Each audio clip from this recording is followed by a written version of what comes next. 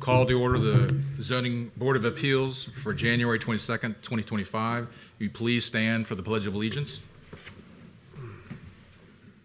I pledge allegiance to the flag of the United States of America and to the republic for which it stands, one nation, under God, indivisible, with liberty and justice for all. Quick explanation of procedures tonight. The sequence will be as following. The appeals will be heard first. Other business of the board will follow the hearing of appeals. You're welcome to stay for the entire meeting, but you're not required to do so. All who speak or testify before the board will be sworn in. This will be maybe either done as a group or individually. Anyone addressing the board is requested to use the speaker stand. Each person is asked to give his or her name and address when testifying. Our meetings are recorded, and anyone speaking may be cross-examined by an attorney. All documents, photographs, or other evidence presented for each case may be accepted by the board. The chairman will rule whether each additional item being offered will be accepted or rejected. The person presenting the case also may withdraw a document. The zoning administrator or staff member will present a brief summary or statement for each appeal. Once the staff presentation is complete, the appellant will have the opportunity to present their case. Following the appellant's presentation, the chairman will ask for anyone in favor or opposed to appeal to speak. In some instances, time limit may be placed on presentation. I don't think we'll have that issue tonight. That would be the public portion. Then the board will ask for the public portion to be closed. Then each individual that made a presentation, the board will ask questions pertinent to maybe something that has been jogged from other people that have come forward. We're going to try to either resolve a concern or something along that line. So we'll ask some questions to that effect. Following the board question, the motion, the second will be made of the member of the board to either approve or deny with conditions or approve or deny the appeal. The decision of the board is effective 30 days from the vote. Finally, with respect for the process and with each other is paramount. The deliberation for each case is taken seriously by the board. Likewise, it is expected that the respect will be afforded to everyone regardless of emotion that may be involved. No disruptive behavior will be tolerated. It extends to all who testify as well as member of the audience. Anyone being disruptive will be asked to leave the hearing room. I appreciate your attention. We will do a roll call vote. Mr. Bartolt? Here. Ms. Owens? Mr. Shupp? Here. Mr. Sydow? Here. Mr. Roberto? Here. I know Ms. Owens not here. We'll call for our alternate. Maybe Ms. Tracy Smith. You want to come be seated, please? And can we please have Mr. Miller swear her in? You may. Okay.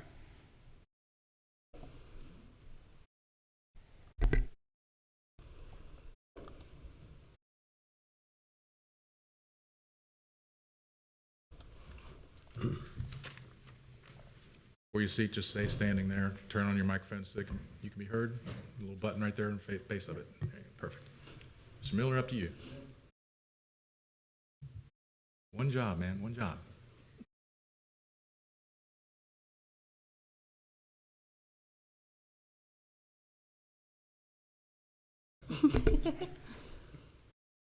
All right. If you will, raise your right hand, please. I state your name.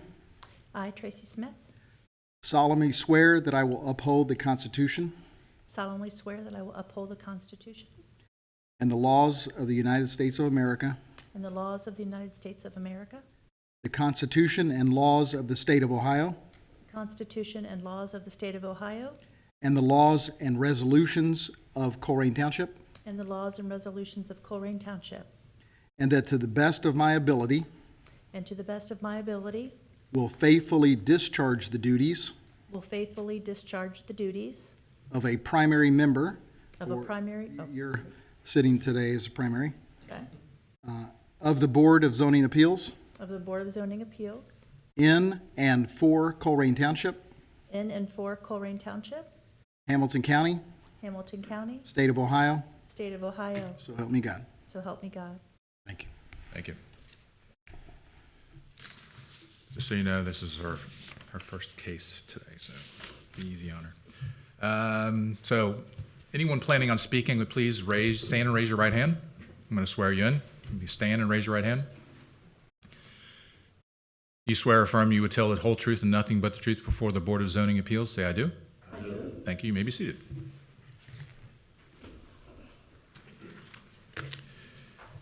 All right, so first piece of business, we would like, can we have a motion to move the case BZA 24-39 and marry it with BZA 24-35? Make a motion? Okay, a motion has been made. Do we have a second? I'll second. Second's made. Any discussion? Roll call vote, please. Mr. Bartolt, Yes. Mr.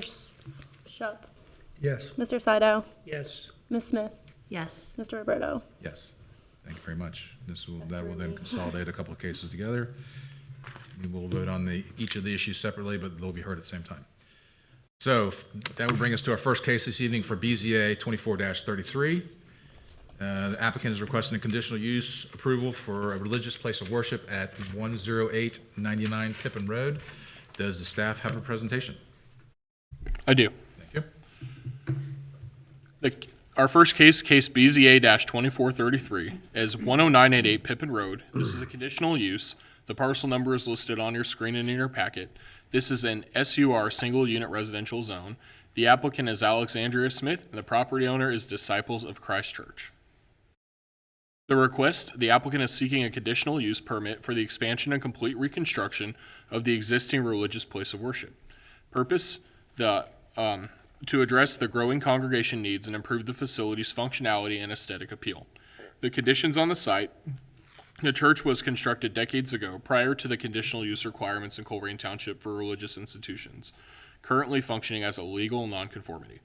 The reason for this conditional use is demolition of the existing structure, which will end its legal nonconforming status, requiring conditional use approval for the new building. Excuse me. The proposed project involves demolishing the old church and constructing a modern facility to better serve the congregation and community. If you turn your attention to the screen, you see where the star is located. This is at the corner of Pippin and Wilson. So right here, the kind of bigger site we have is Hamilton County Math and Science Academy. We recently had a case from them. So this would be on the corner as you turn on to Wilson. Here's a zoomed in view. They right now have a circle drive. While we don't have a final rendering of what this site will look like, we do have a sort of elevation of the idea of what it'll look like. So if you can picture this building upon this site, that's the request that we're having before us today. They do own an adjacent parcel, so everything that they're using is on their land. If you wanted to look at that, this is just an example of a building. Final plans will have to be approved by the Department of Planning and Zoning.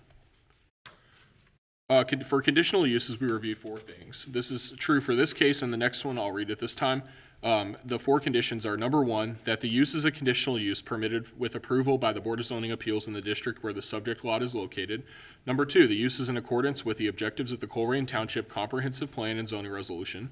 Number 3, the conditional use will not substantially and/or permanently injure the appropriate use of neighboring properties and will serve the public convenience and welfare. And number 4, the use will not create excessive requirements at public costs for public facilities.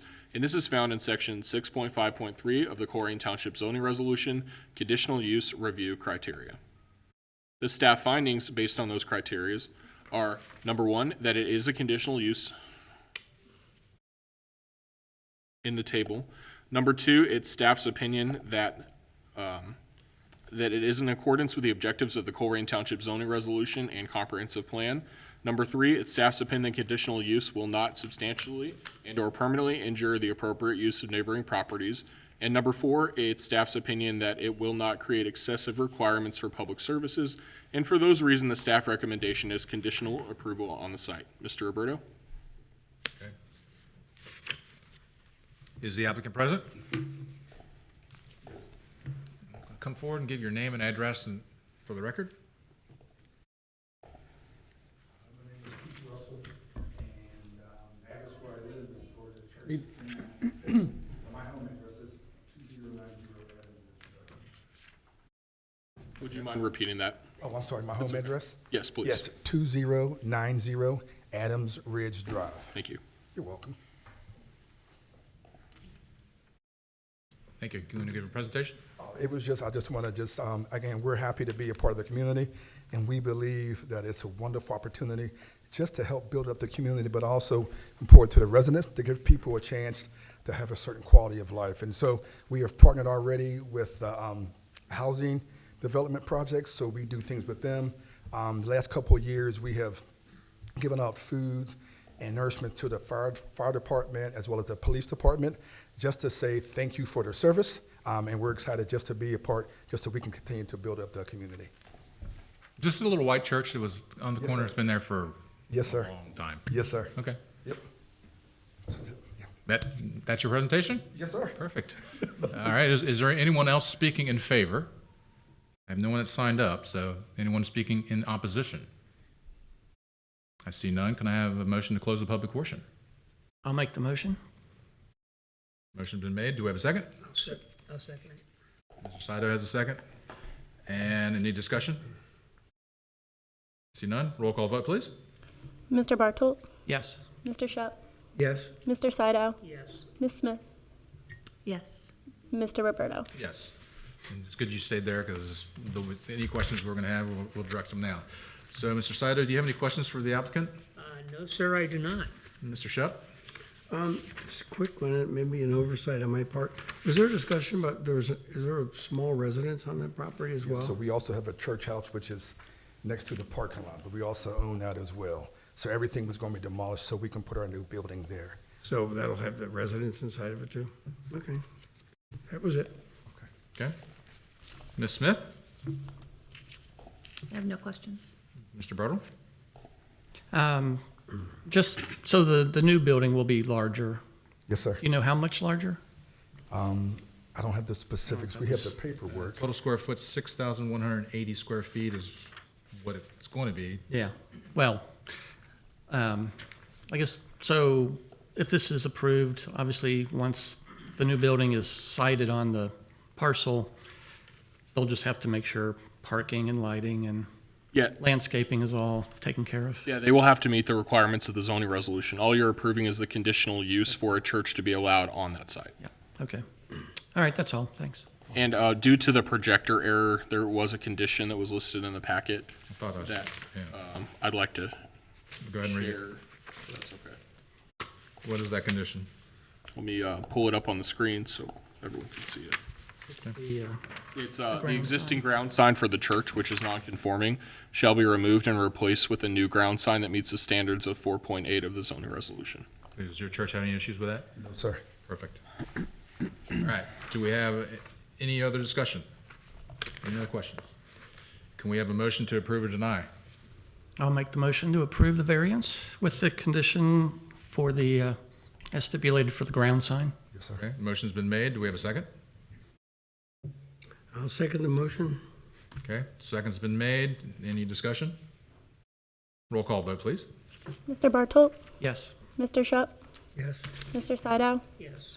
Ms. Smith, Yes. Mr. Roberto. Yes, you've been granted, so. Thank you so Look much. excited to some new things. All right, thank you. Appreciate it. Thank you. We'll be in touch for next steps. All right, that brings us to case number BZA 24-34. An applicant is requesting a conditional use approval for a halfway house group home at 3396 Gray Hart Court. Does the staff have a presentation? I do. Thank you. Okay, so our next case is BZA-24-34. The address is 3396 Gayhart Court. This is a conditional use. The parcel number is listed upon the screen. The zoning district is SUR, single unit residential. The applicant is David Malone Sr., and the property owners are the Dusleys. The applicant's request is approval for conditional use to operate a group home for young men. The zoning is single unit residential, SUR. A conditional use is approval is required in the zoning district. The proposed use is for a group home of, quote from the applicant, no more than 6 children, focused on youth mentorship and personal development. The applicant's background includes he's certified in pediatric first aid and CPR with his business partner. He is actively obtaining a group home license from the state of Ohio, and he has deep ties to Colerain Township as a community member, father, business owner, and volunteer. The applicant's justification for the conditional use is that the use provides a nurturing environment with a focus on mentorship for young men, aligns with the broader community needs and existing group home uses in the area, and provides a positive potential impact on the community through youth development initiatives. If you turn your attention to the screen, this shows the location of the parcel where the group home is being requested. This is between Galbraith and Banning and between Colerain and Cheviot. So it's kind of right in the middle of a very densely populated residential neighborhood. This is a more zoomed in version. It's just south of Harry Lee. It's on a dead end cul-de-sac and it's surrounded by other residences. This is a picture of the front of the house, August 2023, Google Street View. And this is what was provided for a site plan. It's staff's opinion that the house appears to not be very large, and I didn't get to see a site plan for how it's laid out and where the 5 children would be staying. So if it's board's pleasure to ask for that, the applicant can provide that. This shows the setbacks from the property line, a little bit irrelevant to this case, but information nonetheless. Ms. Klein in our zoning department made this map. If you look at this where my mouse is, that's a radius of 600 feet around this proposed house for a group home. Our zoning resolution states that a group home cannot be within 600 feet of another group home for children, and this meets that. There's no other group home for children in this radius. The box is just to kind of show which house we're looking at. The closest group home is in fact this 2900 Geraldine Drive, which is quite further than 600 feet away. So the conditional use requirements were read previously, and staff findings are that it's staff's opinion that this use is a conditional use in the district where the subject lot is located. In fact, in SUR, a group home for children is a conditional use. It's staff's opinion the use is not in accordance with the objectives of the Colerain Township Comprehensive Plan and Zoning Resolution, and this is because it is often considered a business use or similar in a residential zone, and that would not be in accordance with the objectives that we specifically have in our comprehensive plan. It's staff's opinion that conditional use will not substantially and or permanently injure the appropriate use of neighboring properties because they're not suggesting like enlarging the house or tearing it down or anything like that.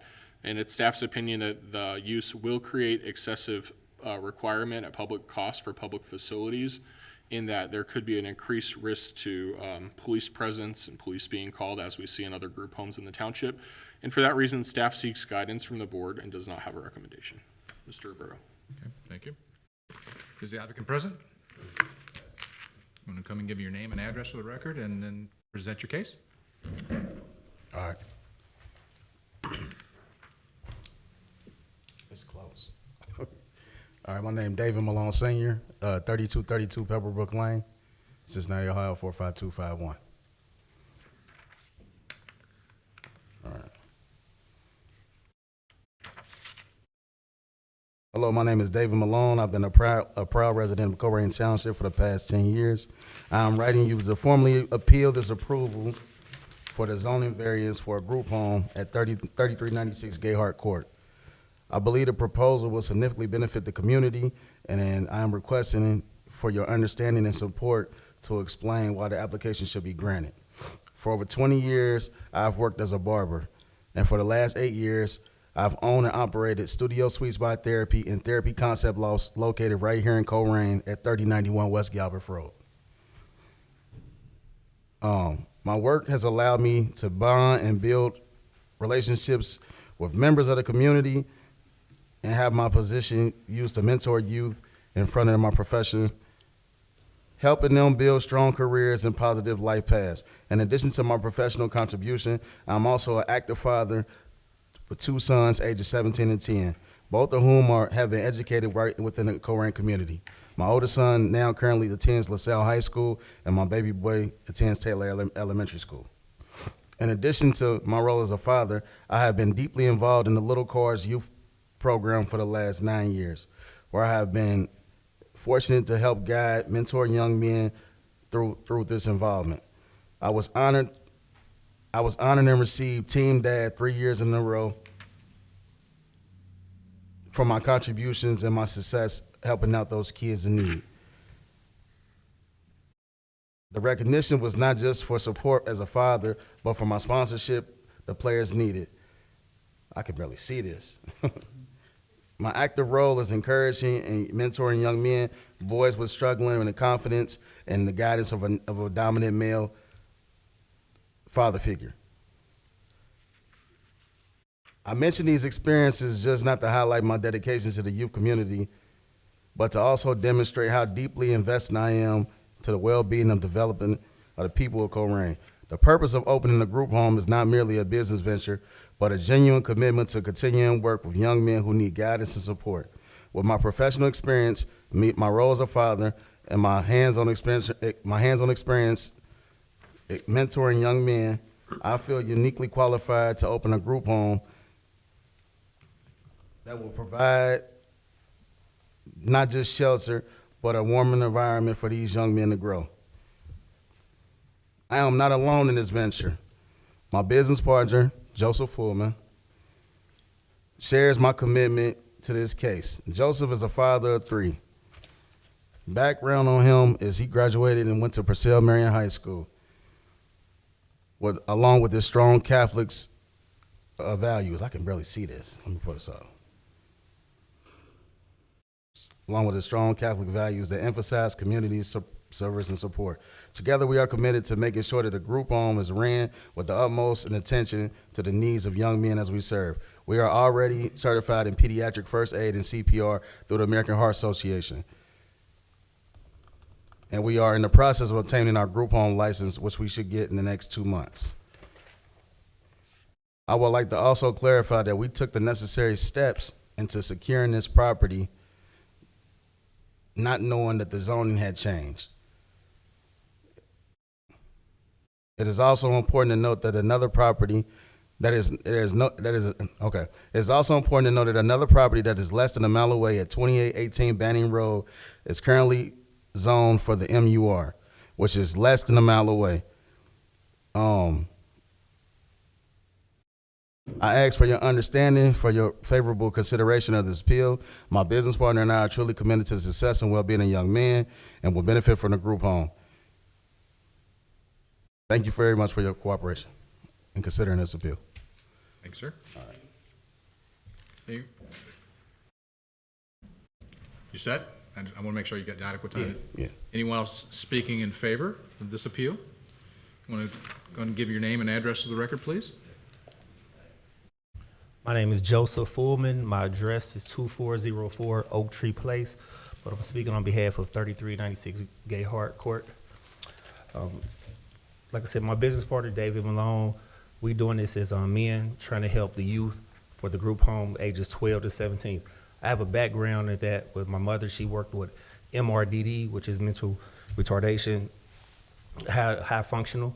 So I was around that. She was a QMRP, which is a qualified medical responsible professional. I was around there for about 25 to 30 years. Taught me a lot about patience, taught me to be non-judgmental because you deal with different people every day. So that, along with me working for SUMA, which is Service United Mothers and Adolescents, that was another program I was in, nonprofit. I work with kids and to help them understand there's different opportunities opposed to just sports. We try to teach them financial literacy, life skills, just to have a hand on. Because between the ages of 12 to 17, going into a preteen, from a preteen, going into high school, and then leaving 17, going into 18, where you are considered legally an adult, those times are vital for all kids, but especially men. So we want to have our hands on that and be able to touch these kids. And we know it's a business, but it's also mentorship. It's also father figure like, excuse me. And we just want to do something different to have them kids to look up and know they're not alone in this life. So it's very important to my partner and myself that we can have an impact on young men and be able to change their lives. Thank you. Thank you very much. Anyone else speaking in favor?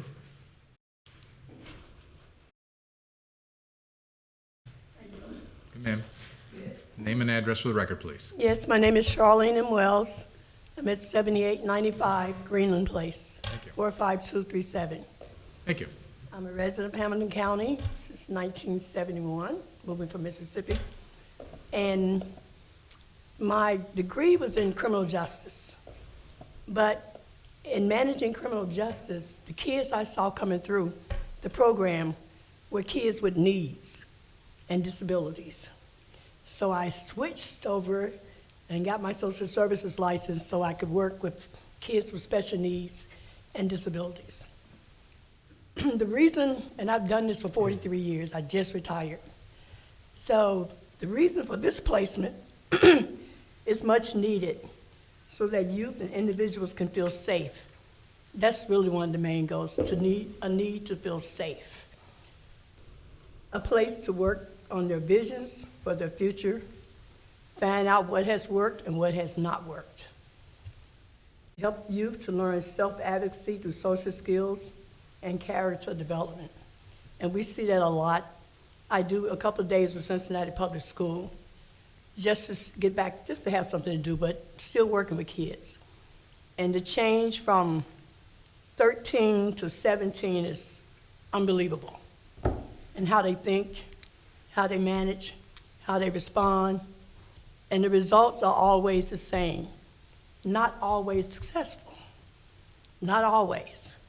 So in this group home setting placement that Joe and David wants to do, we provide that for them, that they will learn to self-advocate for themselves, learn how to get along with others, building positive relationships, working towards being successful every day in the home, school, and community, every day, which would provide for them at this time best practices to meet their immediate needs. And that immediate needs includes a safe place, adults with no agenda other than to help them maintain, help to maintain how well they do and understand why they do it. Building boundaries, respecting boundaries, themselves and others, and if the need is there, to provide network resources to reunite with families, if that's the case, to provide mental health services for the kids, youth, if that's the case, monitoring juvenile court orders, if that be the case, to ensure that the well-being and welfare of each individual in that home is in check, building trust on both sides so that communication is fair and clear. The program may be new, excuse me, but the goal is always the same, successful results. Thank you. Thank you, ma'am. Ma'am, what's your affiliation with this group? Are you actually working with them then? Joseph is my son. Okay, thank you. And Dave, I've known him. He wouldn't go back to the neighborhood barber, he found his own barber. Thank you. That's how I met Dave. Anyone else speaking in for?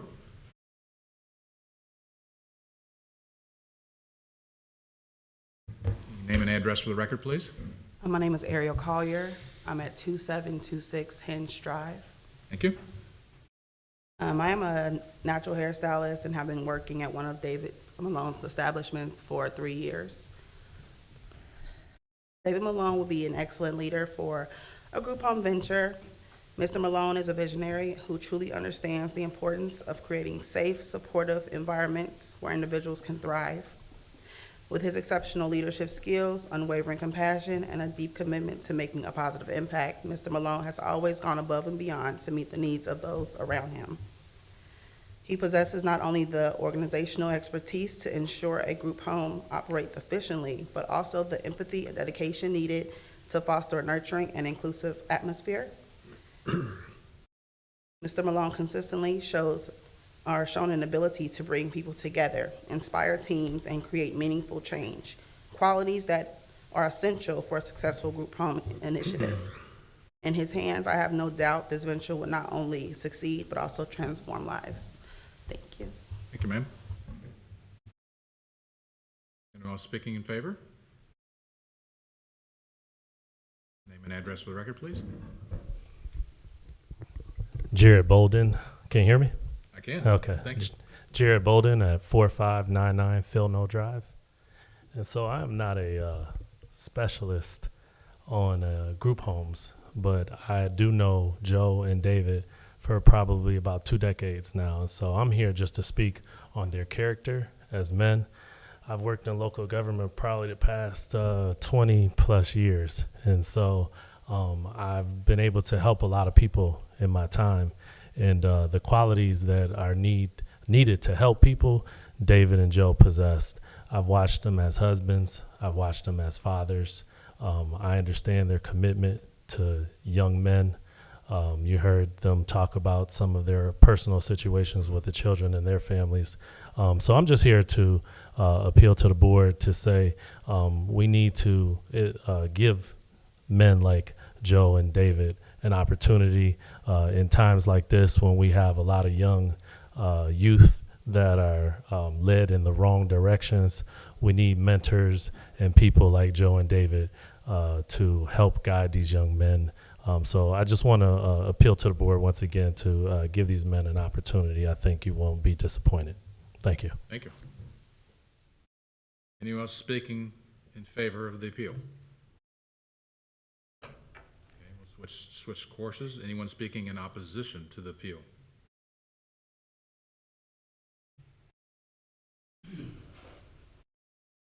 Name and address for the record again, please. Joseph Freeman, 3378 Gayhart Court. Thank you. I'm against it because, one, Gayhart is very small. There's no parking. For two, most of the members in that small community are retired. Most of them are in their final times of work and getting ready to retire, building up. And they worry about security. They worry about somebody breaking in. They worry about what would happen if. Whether it happens or not, it's the if people worry about. I think that, speaking personally, I think their vision is amazing. I just don't think it should be in a neighborhood,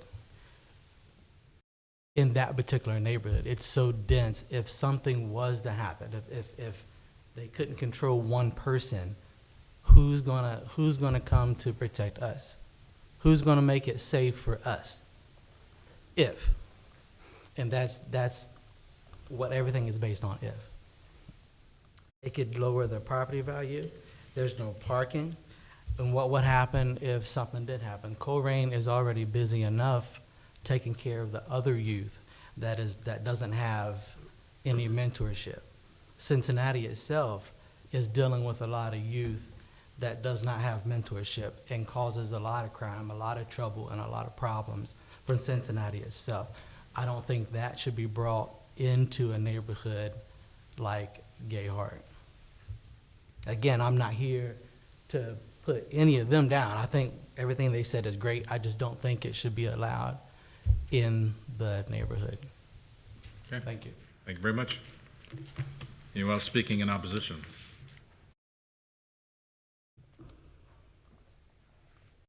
Name and address for the record, please. Danny Wallace, 3311 Harry Lee Lane. Thank you, sir. I said I just found out tonight it was a halfway house, which I kind of saw from the notes that I probably thought that's what I assumed it was going to be, which brings up some concerns. Why in a residential neighborhood when Colerain Avenue has about 40 buildings free and clear, away from neighborhoods and homes? I mean, there's several residents where this could happen. I said, being a halfway house, I understood from what I heard that there might be minors involved. Who is financially responsible for anything where they go out and damage something? Am I suing a corporation? Am I suing the government? Am I suing Colerain Township? I said, if something could happen, and not these men's fault, they don't intend for that to happen, but if it does happen, do I have to spend another $10,000 getting a lawyer to go after the responsible party? And when my home insurance goes up, my property value goes down, who compensates me for that loss? Thanks. Thank you.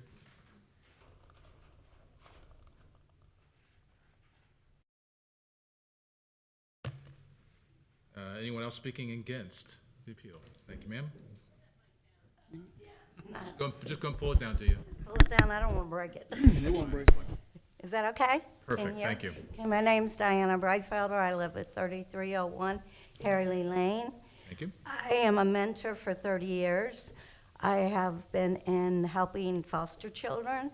I have also helped payees doing things. I have been in and around a lot of group homes. What I saw, I was not real pleased with because of the way things were going around. My concern is I already pay over $3,000 property tax. They just raised it up last month. And I don't want my property value to go down. I have done a lot of work on the house and get things taken care of. That took me a long time to get ready. I have nothing against you guys. I think you are great. And to do that and things, but as the previous ones, there is not a lot of parking, there's not a lot of room. The houses are very close by. I am 200 feet from it. And we have had problems in the particular houses before where they had doing damage and things to the property, harassing my dogs, harassing us. So, and I am retired, and I also live with a third stage CPD person that he cannot breathe. He's on oxygen 24/7, so he cannot be aggravated. So my concern is for his health if something would come up and create this. And it's like, just from my experience that I've had in the past, not saying that theirs would be the same, but it's just something that I've lived here 50 years in Colerain Township. So, I mean, I'm well in the community. We're very social. We have our whole community set up, and everybody helps everybody. And I have great concerns about this coming into our community, and something might happen.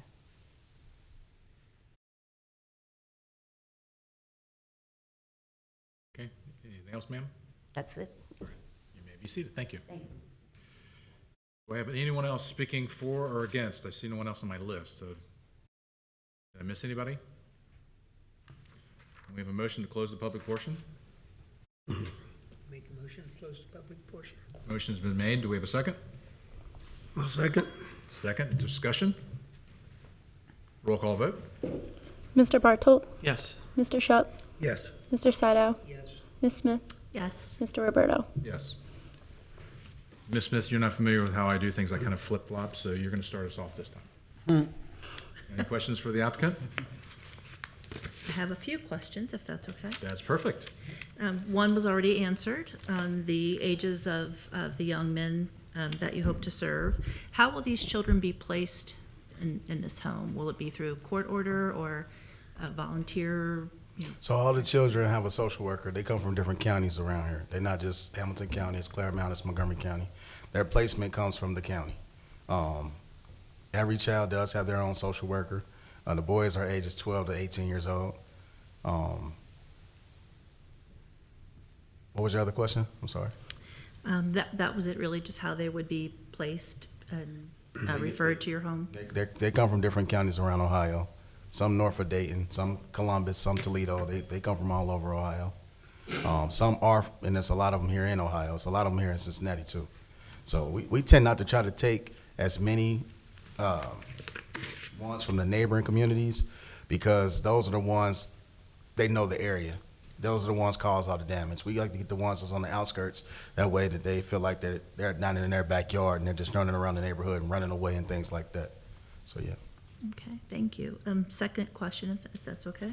Will they be attending school outside of the home in the community, or? Yes, so a group home is ran just like a normal home. All the kids have to go to school. All the kids attend activities. All the kids have they have therapy sessions. It depends on the child, how the intake session of the child. Every child is different, but they have to get all evaluated. They all have to have a medical evaluation. They all have to have a psychological evaluation. They have to go to school. If they don't go to school, then we have to send them away. So we have to discharge them, on a 30-day period like that. So they know the rules. They know the rules. Every child goes to school. not necessarily in the community though.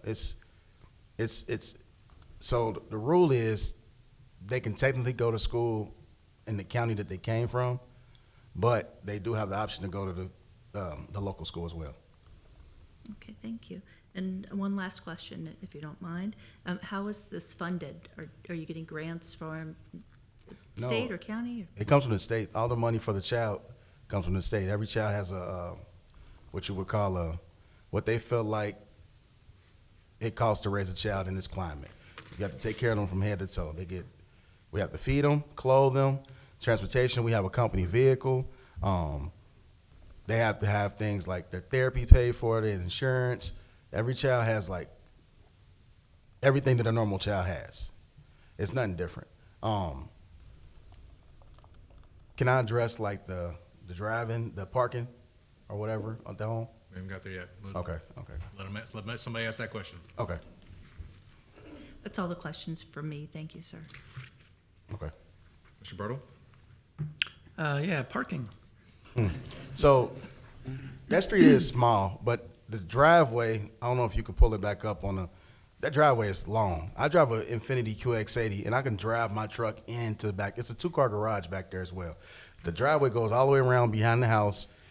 I can turn all the way around, come out and back.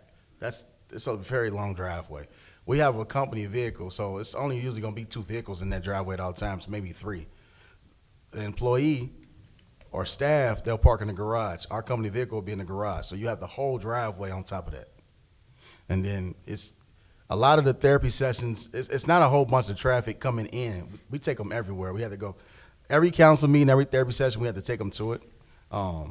Social workers come in, but that's not every day, that's not every month. That's here and there. It's not as busy as some may think it is. It's really not. And as far as you said, if you had 6, I'll call them students in the house, they're not all going to Northwest Local School District No. necessarily. No. But if they're going outside of the county, how do you get them to those schools? Again, we have a company vehicle. We are required to take them there. So you privately take them? Yes, It's sir. not like a bus is coming? No, we have a private vehicle. Okay. Yeah. So why did you pick this location? So I picked this location because, like I said, I'm a resident of Colerain. I've been out here 10 years. I actually opened my first business out here before I moved to Colerain. So I own and operate Salon Lofts and Suites. I have 9 women who work for my company. It's right there on Galbraith Road, which is right around the corner from the group home. It made sense. I'm super close. If it's ever anything, I own that business, but I'm actually gonna be part of this staff. So it's not like I'm gonna be not there. Between me and my business partner, it's gonna be one of us there at all times. It's 2 staff all times for 2 12-hour shifts throughout the day. So it's not like people constantly going in and going. The house shut down at 10 o'clock, point blank period. The house shuts down at 10 o'clock, and they're out the door by 7, 8 o'clock every day. In the summertime, we have plenty of like YMCA and activities for these kids. Again, they come with a certain per diem so we can offer these services for the child. So it's not like they don't have anywhere to go. We have activity day. I mean, you take thoroughly good care of these kids. And how many bedrooms are in the house? It's 4 bedrooms and 3 full bathrooms in that house. It's a fairly big house. And the 1 bedroom is like a 10 by 20. It's huge. And this is your first try at this endeavor? You don't have any other group homes? No, sir. Okay. This is our honest chance at this, yes. Okay. That should be it for now. Mr. Saito? I have no questions. Mr. Shupp? A lot of them were already answered, but could you give me a little bit more clarification on the supervision? You mentioned you and your partners would be there. So That's a huge commitment. this is where I am in my life. I'm almost 40 years old. I am committed to that. I've ran other businesses for the past 10 years, and this is, for me being a barber myself for 21 years this year, I've always just grown that love for young men. I'm a father too, and like I said, I'm very involved in the Colerain youth community sports, Northwest as well. It is my commitment. I will be in their house working it at least 4 days out of 7. My partner Joe will be there 4 or 5 days out of 7. This is like where we're stepping into this part of life. Being honest, it's a little funny. I can't stand to cut hair too much longer. 21 years, It's just took a toll on my body. So this is where I am in life. It's 2 staff. It's two people on staff, 12 hours a day. It's 2 shifts, 2 12-hour shifts. The staff that works the nights, they don't go to sleep. They cannot be sleeping. It's like a 3rd shift job, no matter where you at. You can't sleep on the job. The facility is going to be highly surveillance. We have cameras, all type of things to implement the safety of the kids and the safety of our staff, because we got to make sure that the business is being ran right while we're not there. But again, I will be there daily. And again, the other business that I do is around the corner from there. So I'm like, it's right there. It's like right next to Fast Signs is where my shop is. I got 2 shops right there next to Fast Signs. So that's how close it is. It's right around the corner, less than a mile. No more questions. One question for staff. How does this differ from the last 4 cases of group homes that we've seen? Well, it's not, in that we don't know what's going to happen once these group homes open, in a good way or in a negative way. And we don't know the question of how intense of a business use this will be upon the residential character of the neighborhood. So I think those are the kind of things that I heard the board was looking at last time. And if you ask me how this case is different than those, I don't know. It all depends on the operator and how true what the operator is saying is to reality when the group home opens. Well, more importantly, the other cases in the location in which they were wanting to put them, how does that differ from this location? I think that we had kind of a range. We had one, Miss Jones, that was a little bit less dense and on a corner lot with a much bigger yard. This is on a cul-de-sac, which is naturally a pie-shaped yard, so much smaller yard.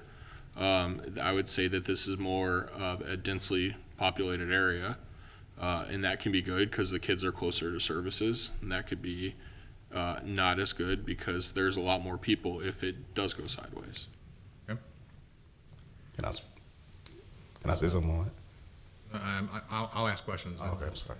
It was on there. Okay, so the plan is to have 2 staff, and that's it? No additional, so when you go on vacation, how do you cover for vacation So time? we'll have 2 staff working per shift. Okay, so you're gonna have more people. Yeah, we're gonna have more people. We're gonna have more people. And to be honest with you, I ain't took a vacation in a while. I ain't got there yet in life, so I'll deal with that when I get there. I ain't took a vacation in 6 years. You get sick. There's things that happen in life. I understand. I mean, so making sure you have adequate workforce to cover for. Yes, we would someone's definitely. vacant is a concern of mine. We definitely will have every person accounted for, every shift accounted for. You've heard concerns from the neighborhood that are people that are currently living there, that concerned with their property value going down. There's a question about who's going to pay for damages, if their home insurances increases. How would you address that? How would you address that if you were to speak to that person? You're speaking to me when you do it, but you're speaking to them through the audience. So that's honestly that's a what if factor. If their home insurance, if their home insurance is going to increase, the property tax is going to increase. I watched last month's segment with the other people who came before you all, and it's just like it's a smoke and mirrors, a what if thing. But we have to carry insurance. The business has to carry insurance. We are liable. They're in our care, so they have so much that comes with them from the state. But in order for us to take them in, we have to have everything accounted for. We have to have insurance policies. We have to have insurance on our for the children, insurance for the employees, insurance for the property itself. Like everything is covered. Okay. Everything is covered. And if there's an incident, I mean, you have no prior history as far as a home. I mean, you talk as if you have, because we try to take and you. So do you have some past experience as far as you just said? You just testified a minute ago. You don't have any previous homes. No, I don't have any previous homes. So what makes you qualified then, right out of the block, to do this? Not mentoring under anybody else. I mean, what gives you that experience to foster a group home under this sort of condition? So I'm very familiar with the layout because I got a customer that has one. He comes every week. He's been my customer for the past 20 years.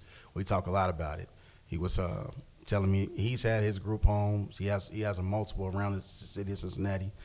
He's had them for like 10 years now. All the questions I've asked him, and he was telling me that I'd definitely be a good candidate just off of how I run my businesses, how they are now. Just off me being the father that I am now. I'm very active. I'm very in tune with the children. I feel like, people can get up here and just speak and then hopeful, but I have evidence as far as the businesses that I have in Colerain prior. You just got to work them right, and you got to be hands-on. A lot of people that open these houses, they don't be hands-on with them. They just hire staff. I'm part of the staff. I'm actually going to work my house. We're going to work our house, me and my business partner. So if I'm not there, he's there. This is a big commitment to us. Okay. I mean, it is different when you're trying to work with a child that doesn't want to cooperate. Mm-hmm. I mean, you're a great father, I'm sure, and you got two children that probably are well behaved. In this particular case, you've got children that are troubled children. Yes, sir. What gives you that experience to deal with a child that's not going to agree with how you want them to go? What are you going to do in the instance where a child is rebelling against you and they're causing trouble, they're causing damages? How would you handle that situation? So you have to have the patience to deal with them, for one. It's no reaction thing. If they become like to the point to where they're just like a disruption to the community, then we have to discharge them. They don't have to stay. Every child that comes is not going to be the same way. You are going to have ones that come through. Unfortunately, those are the ones that won't be able to stay. I'm hands-on. I'm real disciplined.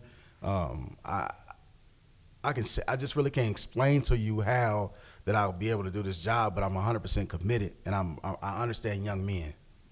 A lot of the times, they just need somebody to act like they care for them. A lot of these guys need a mentor. They need to look up to somebody. They need something I can actually show them. They can come with me and come to my shop and see what I do for a living and see how I come. I can take them to football games. I can take them into my world, and they can see that this is the way to life. This is the way to live. The way we've been living, where we come from, it's not that. So you got to give them opportunity, and they have to give us opportunity. But I know for a fact I can do this. Okay, your business partner noted this is a business. It is. Why put a business in a residential neighborhood? Well, Gayhurst is, I don't know if y'all familiar with the area, but it is highly populated with apartment buildings. It's not just like homes there. At the end of the street is an apartment building. It's on Boyle. If you turn left on Harry Lee Lane, there's apartment buildings. You got one of the biggest apartment complex, Burgundy Courts, less than a mile away. And that's going to the left. To the right, going towards Banning, all down Boyle, you have apartment buildings on each side of the business. On the street. So I didn't look at it like just a normal residential community. This is a highly apartment-based area that we're in. There are homes on the street. There is, but it's way more apartments in this area than homes. So this is why we chose this location. It's not going to be the same as just an actual residential street that's all quiet. Like, it's one of those things like you can see the traffic. All the businesses in front. You got the liquor store and the bars, and you got a whole bunch of businesses right in front on Colerain Avenue that's less than a quarter mile away. It's not the same. It's not going to be like a disturbance. The area is already busy, shall I say. It's not going to be like it's just quiet. Like that area is busy already, so it's not going to be like, oh, these boys going to get dropped off in this community and it's going to be a nuisance right away. The area is everyone who lives in that area is used to that area. It's a lot of traffic. It's a lot of cars coming and going. Like I said, it's a lot of apartment buildings right on the street right there. So that's why we chose the location. And then on top of that, it's around the corner from where I always am at the other business. I own apartment buildings, and my apartment buildings are very quiet, so I can say that not every apartment building is going to be rambunctious and loud. So I wouldn't use that as your gauge, because each apartment building has got an individual with maybe a family in it, but there's not 5 kids typically. There's maybe 1 or 2 children with 2 adults. Mm-hmm. And so in this case, you're going to have 5. I think I read 5 children. Is that? Or is it 6 children? 6, but we're not looking to stuff the house. The house is huge. So potentially 5 to 6 children with sir. 1 adult. 2 adults at all times. You're going to have 2 adults at all 2 times. adults. That's why I said 2 staff, but 2 adults at all times. Okay. So you're going to have 4 staff rotation throughout the day. Yes, sir. 12-hour intervals. Okay. They have to be trained, they have to be licensed, they have to have the CPR, they have to have everything in order to work and be around these children. And I know that in our community, we had another home, what was the one that was referenced? You said it was off of Banning Road? Is that the one that's behind the car wash? The one that was shown, I can pull that map back up that Ms. Klein made. Are you Geraldine? So It's Or are you east of talking about a Colerain, east request of last Colerain Avenue, isn't it? We have a few. We have Mr. Miller, like 10, 15? It's probably in that range. Yeah. I thought the next closest one would want to be behind the car wash. Well, it said purple. Well, Yeah. Maggie Klein did geospatial analysis, and the closest one technically is this one at 2900 Geraldine Drive that we have in our system. There are a few that are operating outside of the legal system. All right, and I know that one, we had some issues with police on having to chase kids down and running through damaging property, so there's where there's concern, because there's a prior experience with group homes and boys causing trouble. That particular one, I believe, is all females. No, this one was, the one I'm referencing is behind the Royal Car Wash. Oh, okay. Behind a Royal Car Wash? I thought there was condos back there. A group home back there. So, Hawkhurst was the worst, I think. is that the home I'm referencing?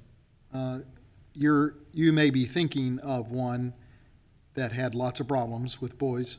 Yeah, they wanted to And expand it was into on the garage space and Hawkhurst. to make the garage space into a residential space, and we denied it.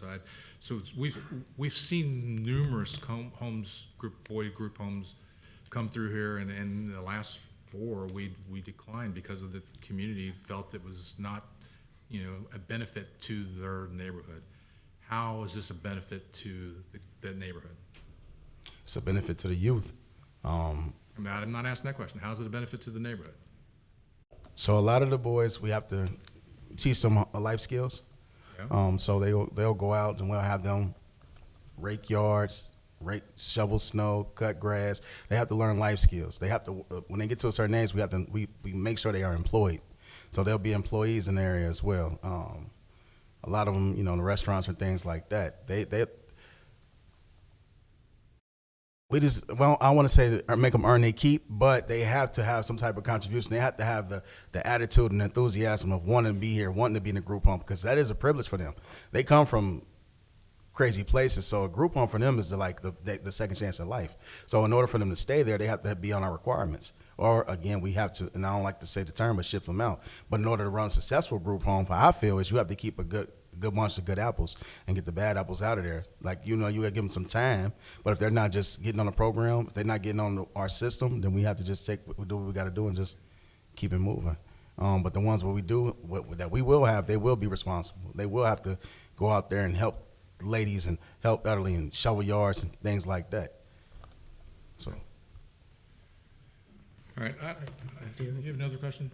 Well, you've mentioned the, good apples and the bad apples, and it's, unfortunately, again, this conditional use sticks with the property.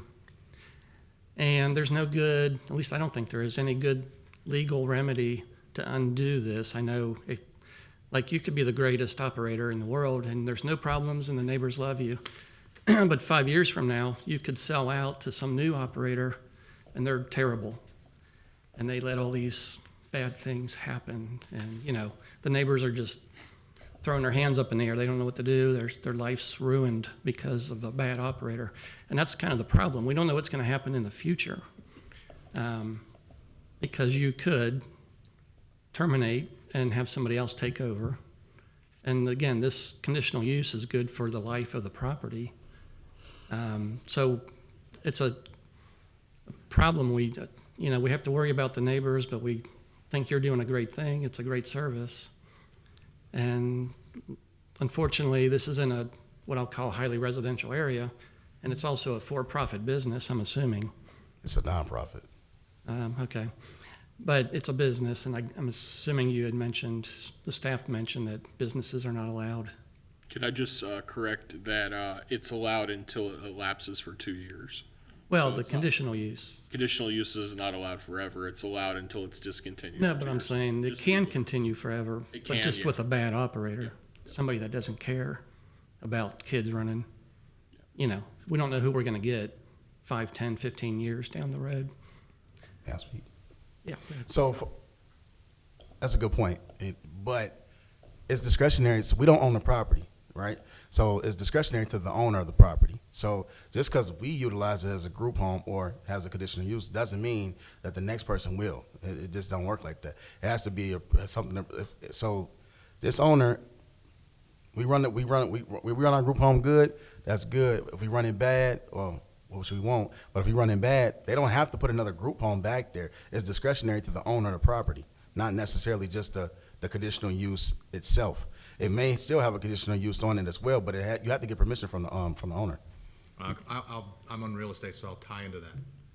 So you're adding value to that property because now I got a business there, and I can go ahead and I can lease now that property to another business as long as it's like and kind. So I can argue the other way with that because me, if I own the property, now I'm going to look for another group home because we've had 4 group homes in the community that wanted to come in and we denied it. Hey, now they can come to your property, once you've moved out. So there's that so it can continue on in perpetuity as long as they keep that conditional use active. It could be anybody. And so then the neighbors, sir, I see your hand. I cannot take any more public comments. So consequently, the neighbors are kind of held hostage to that owner of that property because they could forever do a group home, and it doesn't matter if they're good or bad unless we put some sort of condition in there that denies for future use. So there's where our conflict is. We have to look out for the community as a whole, and that's why I keep going back to how does this benefit the neighborhood? Well, and that's why I also am curious. I know in our zoning map, there's not a lot of MUR. There's not. Which is the multi-family, multi-unit Yeah. designation where you wouldn't even be here tonight. If you could just find a location in that MUR designation, you'd be set, but I know that's a very tiny area. I think it's mainly south of Galbraith. It's a very small portion of the township, but Yeah. there are multifamily uses allowed in other zones. Yeah. But the MUR is small. Yeah. So, if this was single-family use on an acre lot, not around anybody, would that make any difference? I don't know. It's still in a residential area where adjacent neighbors could be impacted. So, like I said, it's a tough call. And you could pull the map back up. Look how many, we're talking 6 kids. Look how many houses that potentially could affect. So we got to look at it from beyond the 6 children that you're going to be blessed. And I think your program's great. So I'm not doubting that. It's the location in which it resides is where I have the problem because it's in a residential neighborhood as a business. Yes, sir. Can we change the amount of children if that makes it feel any better? It's still classified as a group home, but it will the state allows so many children up to that. So you leave and you only have 3 kids. The next guy comes in, could have 6 kids. So it doesn't preclude that ability to, you know what I'm saying? It goes with the land, it goes with the property as long as they keep it in the current condition. And so there's where me personally, I'm not for it because I don't think there's a benefit to the community. Mm-hmm. Any other questions for the applicant? No. Do you have anyone who want to make a motion to approve or deny?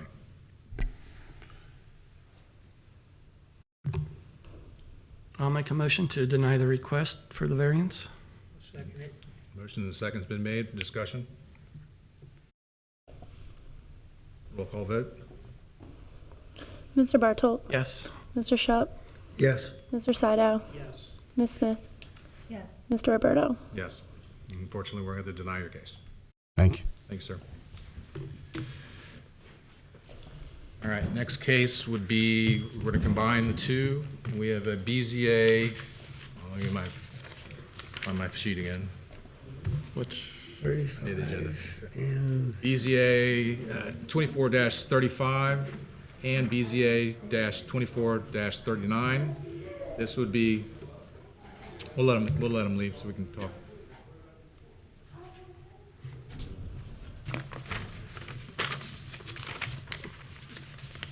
I got it. Thank you.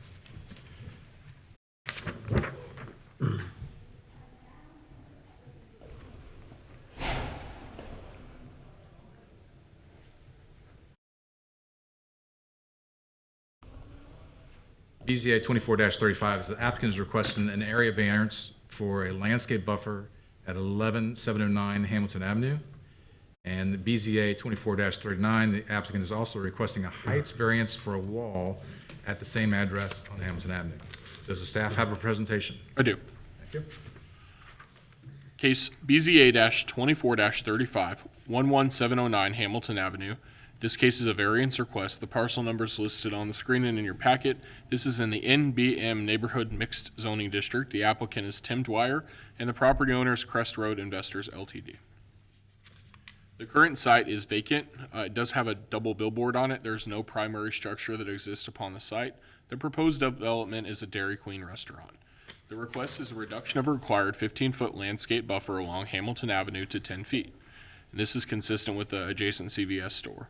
The site constraints, there's existing stormwater drainage and detention easements at the rear of the property limit the usable site depth, and the front to back depth of the lot is restricted. The proposed mitigation, if allowed to reduce the landscape buffer, is to double the number of shrubs within the 10-foot buffer and perfectly align with the parking lot setback of the adjacent CVS for visual continuity.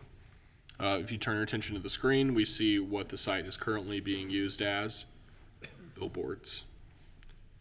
And then this is a aerial view of the site. If you look where my cursor is, here's CVS, and this is just above it. And they would share an entrance. The star is where the proposed Dairy Queen would go. So there are houses that would share a property line here, and it would share a property line with CVS. This would be the entry to the Dairy Queen. This is the proposed landscape plan that was provided by the applicant, showing the 2,370 square foot Dairy Queen location, showing all the parking, and it meets the plans that were submitted meet the requirements of the master parking plan that we have in our new zoning resolution, and it shows the 10-foot landscape buffer. This is a sideways view. I thought it would be useful to some of you if I zoomed in just to kind of show you the site layout. So one would come in here. The stacking on the drive-through cars is pretty efficient, and there are 3 parking spaces here, and there's tons of parking here. Initially, the applicant tried to meet former minimum parking number requirements by placing parking spaces here. We told them, get rid of them, you don't need them. They were actually in the way, so it's a much more functional site that flows well. The dumpster would be over here. But that's all to say, we're just kind of talking about the landscape buffer, but this is just to show you what the site will be like. This is the proposed elevations of the Dairy Queen. A very modern building. I can't tell you that it meets the architectural design standards of the zoning resolution, but if approved, it will have to meet the architectural design standards of the zoning resolution. So these elevations are proposed and subject to change, but similar to what will be on the site. The issue we have in this first variance request is the perimeter landscape yard must be a minimum of 15 feet in width, and that's found in section 4.7.5 C1 of the Colerain Township zoning resolution. And when we make a staff finding for a variance request, we look at the Duncan factors, and I'm going to read the 3 most important. All the factors are listed on the screen and in your packet. It's staff's opinion the request is not substantial in nature. It's staff's opinion the essential character of the neighborhood would not be substantially altered as a result of granting the variance. Both of those are due to the fact that it would align with the adjacent CVS landscape buffer. And it's staff's opinion that the spirit and intent behind the zoning requirement would be observed and substantial justice would be done by granting the requested variance. So for that reason, staff's recommendation is conditional approval on one condition. The applicant must install double the required number of shrubs within the reduced 10-foot landscape buffer as proposed if approved. Mr. Roberto. Thank you. Is the applicant present?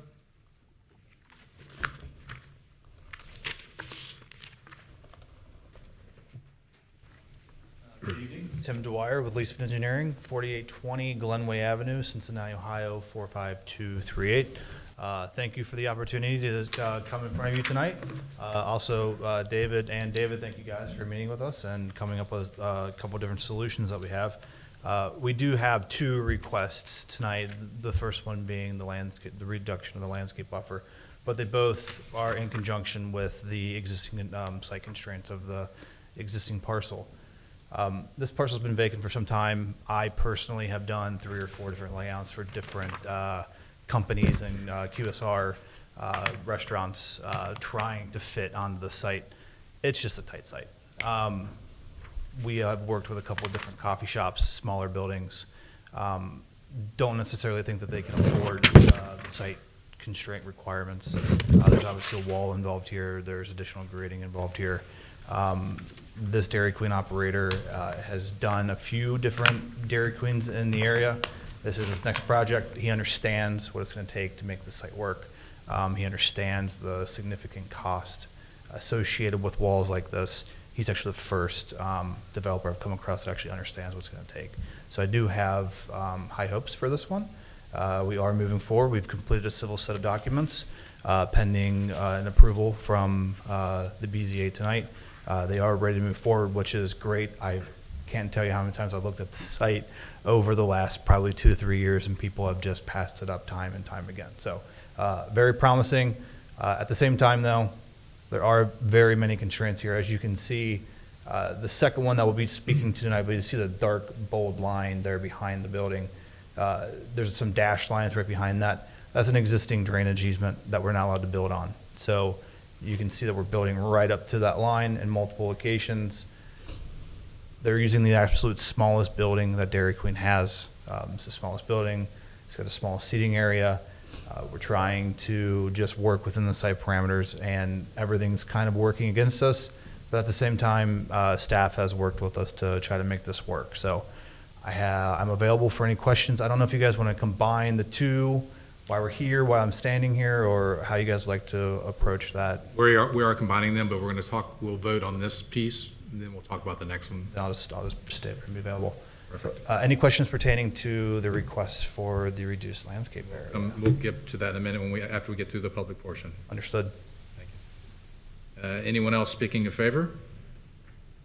Anyone speaking against? I know we had one gentleman sign up and thought he might have some questions or concerns. All right. So we have a motion to close the public portion. Make a motion to close the public portion. Motion's been made. Do we have a second? I'll second. Second's been made. Discussion? Roll call vote. Mr. Bartolt, Yes. Mr. Shup, Yes. Mr. Sydow, Yes. Ms. Smith, Yes. Mr. Roberto. Yes. Mr. Saito, do you have any questions for the applicant? Just about the shrubs that are going to be placed in front of the on the buffer zone. How tall are the shrubs going to be, or are they just going to be small shrubs, or? No, they'll be tall enough to block the headlights. They typically grow within 24 to 36 inches height when fully mature. Okay, that's all I had. Okay. Mr. Shup? I have none. Ms. Smith? I have none. Robert? I was going to ask the same thing about height, like, is there going to be a variety of shrubs, or is it 100 of the same kind, or? He'll have to meet the requirements of our zoning resolution, and it is specified in there. It just looks like they're really packed in there, and I know you said double the amounts, like, is that really critical or necessary? Yeah, Like- so it's intensity. So when we're going to reduce that 15 feet, then we need to reduce the intensity by making it more landscape, which will stop the building from protruding onto the road, so to speak. I see. Not in Yeah. reality, but in intensity. Yeah, right, okay, thanks. Are they going to be sprinkled? No. Okay. Are they going to be guaranteed then, if they die, that they're going to come back and? Yeah, I mean, usually with the contract with the landscape supplier, they usually have a warranty on them. Okay. Yeah. I don't have any further questions. Any further questions? I do. Yes, sir. Tim, you mentioned you had a question as to the condition that was placed, or maybe a conflict with the condition. Is that what I heard? I don't believe so. Did I mention something to that fact? No, we're talking about, right now, we're talking about the landscaping and the wall, right? Double the required shrubs. I didn't know if thought I heard you say maybe there was a question about doubling, going from 15-foot buffer to 10, doubling what you would have, but Yeah, so we studied the standard buffer, and we have essentially, that plan shows doubling what is required. I mean, that's why it looks so jam-packed, is because we do have double the shrubs on there. I guess that's a question to you guys. I've heard it from you. Is that appealing to you guys? It does look like we're cramming them in there, because we essentially are. I have no issue with it. Okay. Okay. I guess we're good. All right. It just looks like a lot, but It is a lot, yeah. That's why I was concerned whether or not you're going to have some when they're sort of mature, irrigation or yeah. watering. No, but when they're mature, are they going to be crowding each other and causing some to die and whatever, you know? There's definitely an opportunity for that, Yeah. just being honest with you. Yep. Do we have anyone who would like to make a motion? Did I already close the public portion? We did, yeah. Does anyone want to make a motion to approve or deny? I'll make a motion to approve it with the staff recommendation for the doubling of the shrub requirement. Motion has been made. Do we have a second? A second. Second's been made. Any discussion? Roll call vote, please. Mr. Bartolt, Yes. Mr. Shup, Yes. Mr. Sydow, Yes. Ms. Smith, Yes. Mr. Roberto. Yes. So second part of the case would be for the application is requesting a height variance for the wall located at the same property. Does the staff have a presentation? I do. Thank you. As we said, the current use is vacant with a billboard. No primary structure exists. This is also for the Dairy Queen. This request is to erect a retaining wall with a height of up to 12 feet along the rear side of the site. The site constraints are the same. The mitigation for this is ensure that the wall does not conflict with the residential character of the neighborhood, which will be reflected in a condition. The zoning issue at in this case is that the maximum fence or retaining wall height of all zoning districts is 6 feet, and that's in table 4.4.2a. And with the Duncan factors, it's staff's opinion the request is substantial in nature. It's a pretty tall wall. It's staff's opinion the essential character of the neighborhood will not be altered, though, if the condition is met. And it's staff's opinion the spirit and intent behind the zoning requirement would be observed and substantial justice would be done by granting the requested variance.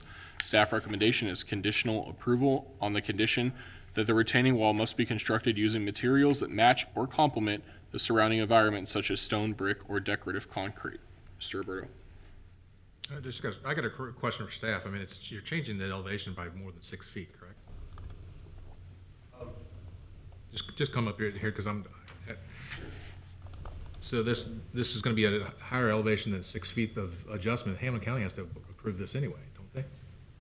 You would just be approving him to be able to get a zoning certificate to take to Hamilton County to get a building permit. Which they're Any, gonna get any it. retaining wall over 4 feet tall has to get a building permit. Right, 6 foot elevation change. Yeah, but if he tried to go get one with Hamilton County without zoning, he would be sent back to us for zoning, and I can't give him one because it's over 6 feet tall. Okay. That's kind of where my question. So, staff has given presentation. You want to go and give yours? Yeah, sure. I mean, same thing, site restrictions. With us tying into the existing CVS, we're kind of being held by the existing grades at the pavement out there, which is going to drive the site up a little bit higher than we would initially wanted to. So, and if we're going to do that, the walls just get taller, the site gets more expensive. Right. Once again, the client understands all that, but it's definitely the right thing to do. Okay, thank you. Anyone speaking in favor or opposition? I see none. Do I have a motion to close the public portion? I'll make the motion. Okay, motion's been made. Do we have a second? Second it. Second's been. Discussion? Roll call vote. Mr. Bartolt, Yes. Mr. Shup, Yes. Mr. Sydow, Yes. Ms. Smith, Yes. Mr. Roberto. Yes. Anybody have questions for the applicant along the wall? Yes. Maybe I missed it. Where is the retaining wall? Is it the whole site, or is it just part of it? The bold line that starts back behind the trash enclosure that goes along all the way around the building, all the way up to Hamilton Avenue. So all the way up, Yep, but not parallel to Hamilton Avenue? that's correct. Okay. It's a drainage culvert on the other side of that, is what I'm assuming. It's just Well, I've been working with Hamilton County for a while. No one really understands what it is. There's easements back there. It appears to be a large detention pond, but no one can really put a finger on it. Are there any issues of undercutting the wall when they? No, we're still on the hillside. We're not really worried about that at this point. There has been some talks about switching the wall over to a poured concrete wall instead of a block wall. We're just gonna have to work with staff to come up with some type of concrete additive or some type of decorative form or something like that. For the most part, we don't really see this being seen from the residents behind. There's a lot of woods still between us. Maybe during the wintertime it may be seen, but we think that you're going to see the building more than you're going to see the wall itself. We just need to find a way to overcome that. I think the owner's wanting to go more of the poured concrete just for the longevity of the wall, in case water was to, yeah. Put a stamp on it and you make it look Stamped like concrete. Potentially, you can't, it's hard to stamp I mean, a vertical form liner. surface. It'd Yeah, have to form be- liner. It'd have to be a form with the foam, inserts. It's something that I think we can overcome. Okay. Any other questions for the applicant? Is the height of the wall because of the easement? Is that part of your decision to make it a 12-foot high wall? Yeah, it's a combination of things. One is the easement. We can't go into the easement to grade because we think that it's an existing detention pond, so we can't take the volume away from that. The other one's driving the height of the wall is the existing grades at the CVS site. We have to keep our building high to meet those grades, so we don't come into the site too fast. So, to be honest with you, there's not one thing that is really driving the height of the wall. It's a multitude of things. It's a tough site. I said it, I'll say it again. There's just a lot of things working against the site that you can only overcome with things like walls. And no piers will be required to keep things from moving? For the wall itself? If it's a gravity wall, it should be fine by itself. If it's going to be a concrete wall, it's going to be probably a underground cantilevered wall, so it'll hold itself up. Okay. So we're not anticipating it piers at this time. All right. So I'm assuming because of the layer of the ground, of the land, that it goes down in the back. So based on Hamilton Avenue, how high would the wall be in relationship to Hamilton Avenue? Would it be Even or 4 below. feet or? Even or below, again, in reference to Hamilton Avenue. Yeah, it's keeping the parking lot from actually falling into the runoff area is what I'm determining what this wall's for. Yeah, it's an odd site. The ground will be level from Hamilton Avenue. You won't see it, but if you drove over it, you would know it. We're actually cutting the site in the middle, and then we're filling the site in the back. It's an interesting site. Okay. Any other questions for the applicant? We have a motion to approve or deny? I'll make a motion to approve the variance, including the staff's condition. Second. Second's been made. Motion second. Any discussion? See none. Roll call vote. Mr. Bartolt? Yes. Mr. Shup? Yes. Mr. Sydow? Yes. Ms. Smith? Yes. Mr. Roberto? Yes. Been approved. Thank you, sir. If I might, Mr. Roberto and Tim, give our best to Ali. He built his first Dairy Queen at Springdale. I was wondering if that was going to be Colerain. the same person. Same guy. We worked with him on another site just south of that, trying to find a way. It was a very difficult site.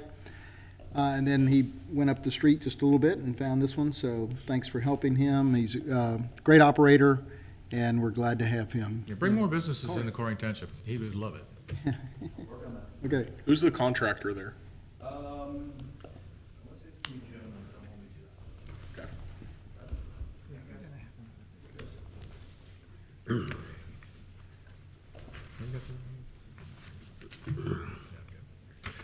All right.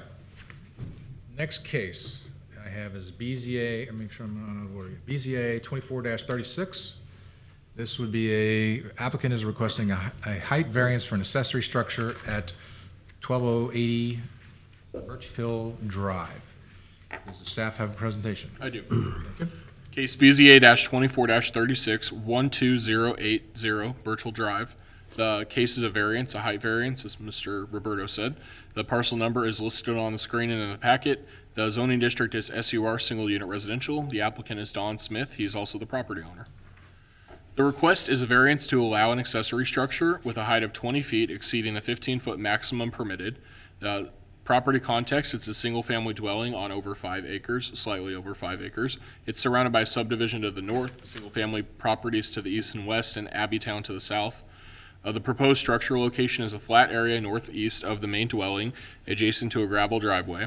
The applicant proposal is to construct a 20-foot accessory structure to store an RV with a 13-foot 6 aftermarket addition, provide workshop space with clearance and a vehicle lift, and store motorized tools.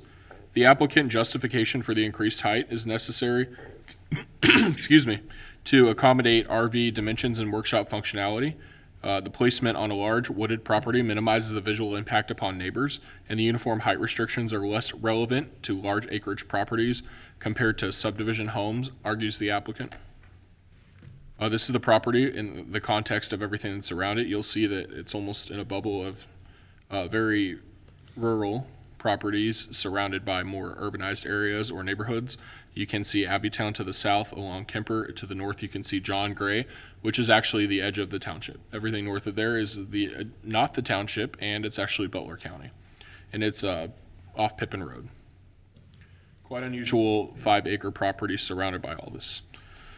You also can see that at the end of this road is an entrance to the property. It's not really a panhandle by definition, but it's somewhat of a panhandle. This is a zoomed in view of the property. And then this is provided by the applicant as somewhat of a site plan. They would put it in the quote unquote panhandle. So you can see that entrance that I pointed to is right here and up here on the aerial imagery. So the proposed barn is 40 by 24. And this is kind of a rough rendering of what that barn would look like. The notes are on there about the RV door on the east end, a second RV door on the west end, entry door on the southwest corner, and windows only on the south side. And this shows the dimensions and height at 20 feet. The zoning issue is that accessory buildings and structures shall have a maximum height of 15 feet, but in no case shall the accessory building or structure exceed the height of the principal structure. And that's found in section 4.2.3A9 of the Colerain Township zoning resolution. These are the staff findings based on the Duncan factors, and I'll read the 3 most important. Staff's opinion, the request is substantial in nature. Staff rejects the notion that zoning regulations apply more to neighborhoods than they do to rural properties. That's not the case for any of our zoning regulations, including our height regulations. It's staff's opinion the essential character of the neighborhood would be substantially altered. Although it's not as visible at this time, it could be one day, and it could cause a precedent that could be repeated. And it's staff's opinion the spirit and intent of the zoning behind the zoning resolution would not be observed, and substantial justice would not be done by granting the requested variance, and for that reason, staff recommendation is denial. Mr. Roberto. Thank you. Is the applicant present? Are you the applicant? Want to come and give your presentation? Name and address for the record, please.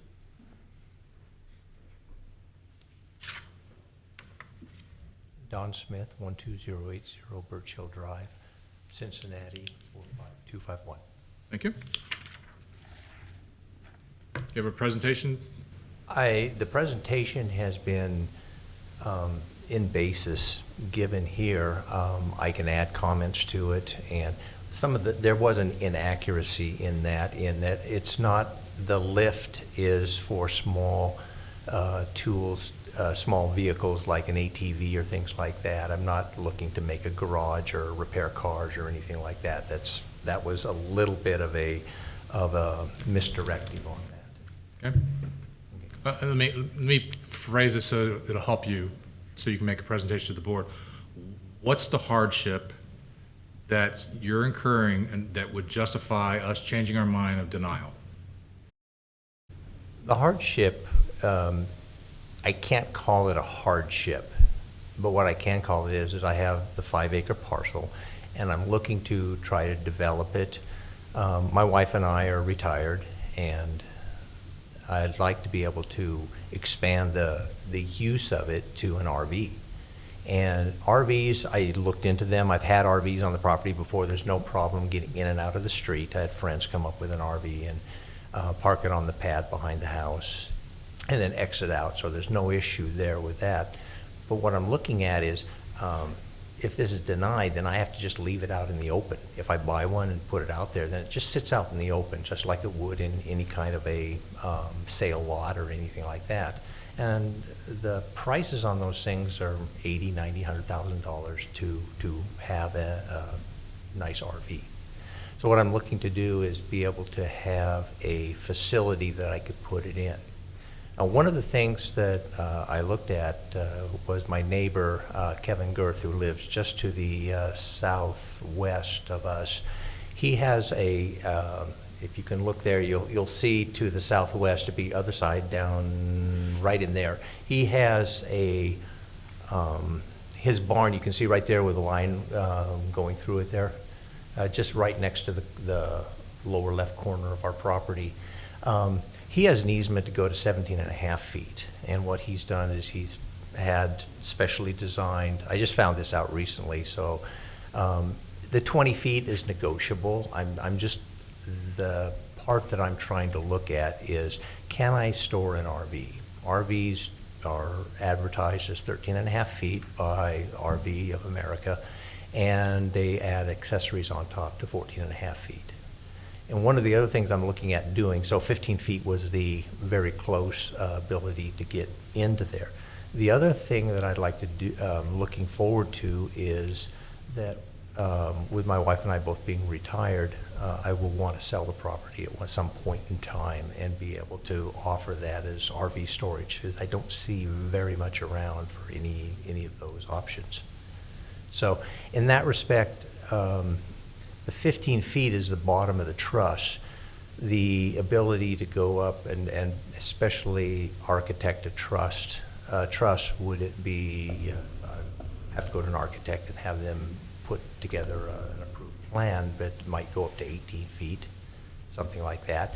So as I found these out after I'd already submitted the appeal, I'm willing to find out what's the minimum height I need to go to store an RV. It doesn't have to be 20, might be 18, might be 17, 17.5, somewhere in there. I don't know, but what that would require is a pitch change on the roof, and I don't know all the ins and outs of Colerain's building code on those things, so I'd have to go to an architect to find those things out. Okay. So, and the purpose of it is I've got a lot of implements. I have a small tractor that I use for taking care of the property, and the implements sit out in the weather right now. I have nowhere to store them. I have a small wood shed for the wood that comes off the property that we burn, and I don't have any other place to store them. So this is one of the ideas behind it, not only just for an RV and my workshop, so I can get my garage back, that I can store the implements I need to take care of the property. Okay. Anything else you want to speak about the case? I haven't, I don't quite know procedurally how you wanted to do this or if it's possible, but I had also applied for another variance and I decided not to accept it, but I'd like to be able to at least bring it up to the board, because I have a recommendation that comes out of it. I'm not pursuing it. It's just an informal comment that I'd like to make, if I can do that afterwards. I mean, you can talk to the staff afterwards about, your thoughts, but, we're not going to give them an opinion on it because it's not actually part of the case. I'm not asking for an opinion. I'm just asking to bring something up because I find there's a deficiency in the procedures. Is it applied to or germane to the case at hand, though?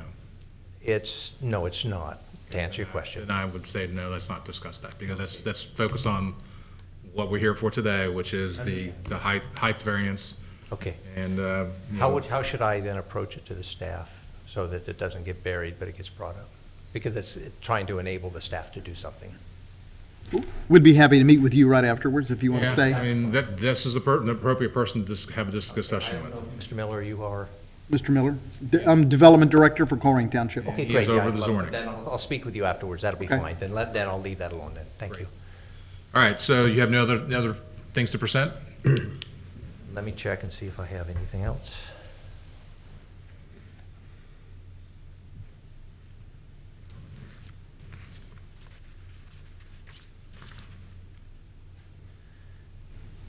The characterization that it doesn't fit in, and it's a substantial. The height is variable. I'd like to bring it down if I can. I don't want to cause an eyesore or any kind of inappropriate standout for the neighbors. I did say in my discussions with Ms. Petty and Mr. Peters that I've talked to my neighbors. They're fine with it. My neighbor down the hill, because of the easement, he was able to put one in. It's flatter roof, but he's able to at least have an easement there. I would think that I would at least be able to maybe match that, or whatever I can find an architect that could flatten it out enough to be within code, but that would fit in there.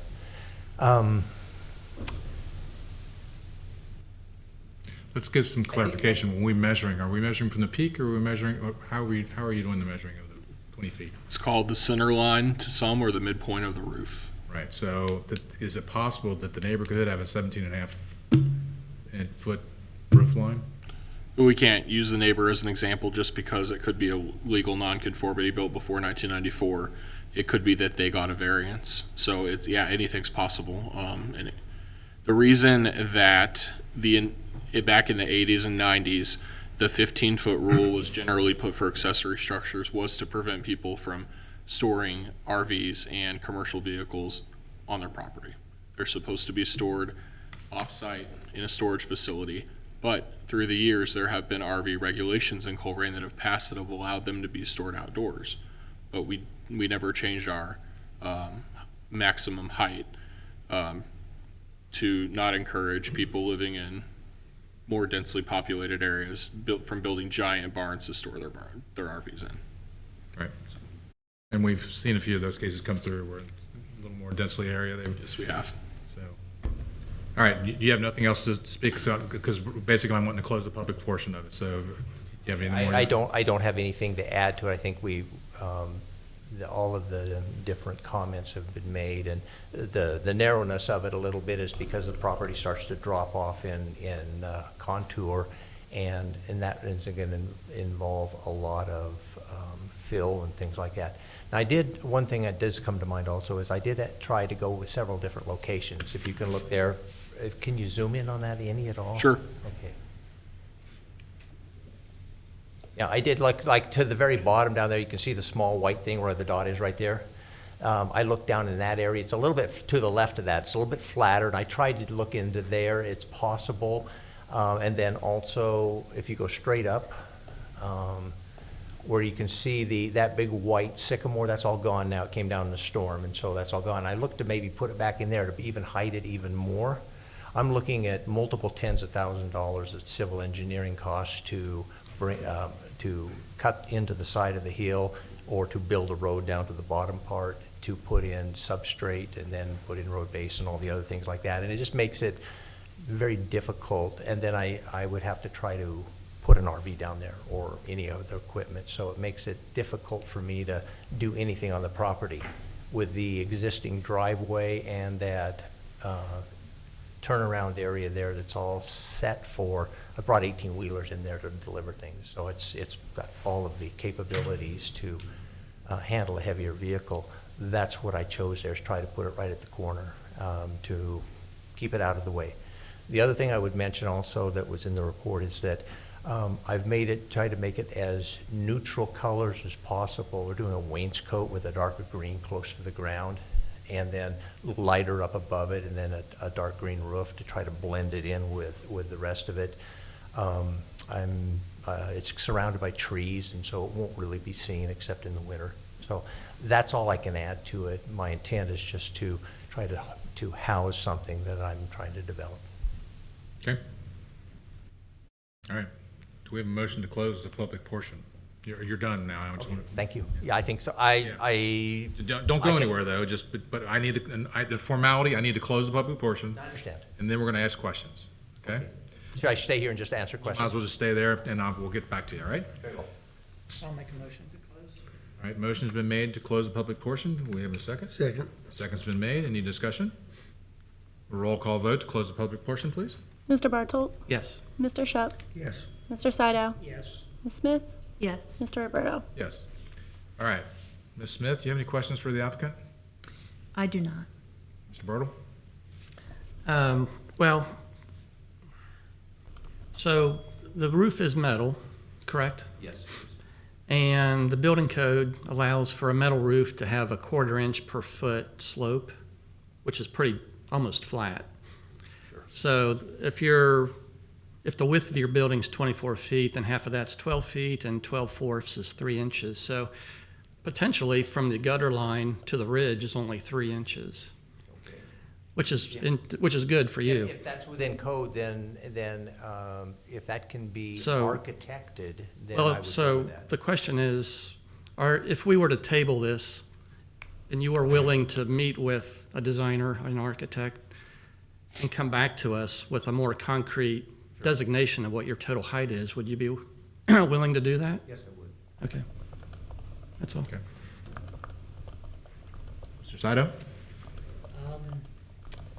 No questions. Okay. Mr. Shup? Yeah, I could not tell from the aerial photograph. Do you have a two-story home? Yes, it's about 2.5. It has a walkout basement and it has 2 floors above it. Unfortunately, Google Street View has never gone back there. Yeah. So, Private property. If you wanted, I could bring up a picture on my phone for you if you. No, we'll take That you was at your just a word. technical question I had. And then is there any area, any possibility of attaching this to your dwelling or getting it closer to your single-family residence? I can't, obviously I couldn't tell.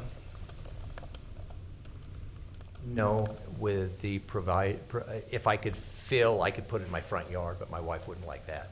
But I've put it out where it's accessible to the road. I think it's the best use of the existing facilities, and it would allow us to get in and out of it without a problem, keep an eye on it, and then also everything you see to the north of the house slopes down, to the east of it slopes down, to the west of it, there's a finger that goes straight down, but it drops on both sides of that, and then it drops everywhere else around there. So I'm literally on a hilltop. Well, he's being sneaky about asking this question because if you can attach it to your house, this kind of, now your house is that tall. Okay. And it's not an accessory building, it's actually your primary structure. Right. So that's, if you could attach it, that would solve your problem. No, I can't attach it. I have no real place to, unless I did a drive-through or something, and Yeah. that wouldn't defeat the purpose of it. Okay. You have any other questions? Can I object to your sneaky? No, I mean, he's being sly. I'll be back later, though, when I talk about maybe putting an addition on the house, so, but that's another day. All right. you won't need to come here for an addition. I'm sorry? You probably won't need to come here for an addition. Okay. No. So it has been mentioned, and I will second the recommendation. I think it would be in your best interest, because you spend a lot of money to be here today. And I'd hate for you to waste your money.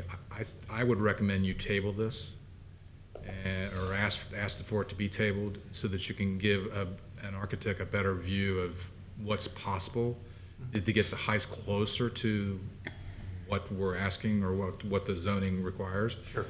Because I suspect that it'll fail if we continue on the way it is. So, well, you've already said you're not opposed to tabling it, so. That's what I'm- correct, yes. what I'm asking- I'm willing to table and do my homework to come back and present what the options are to the zoning appeal board.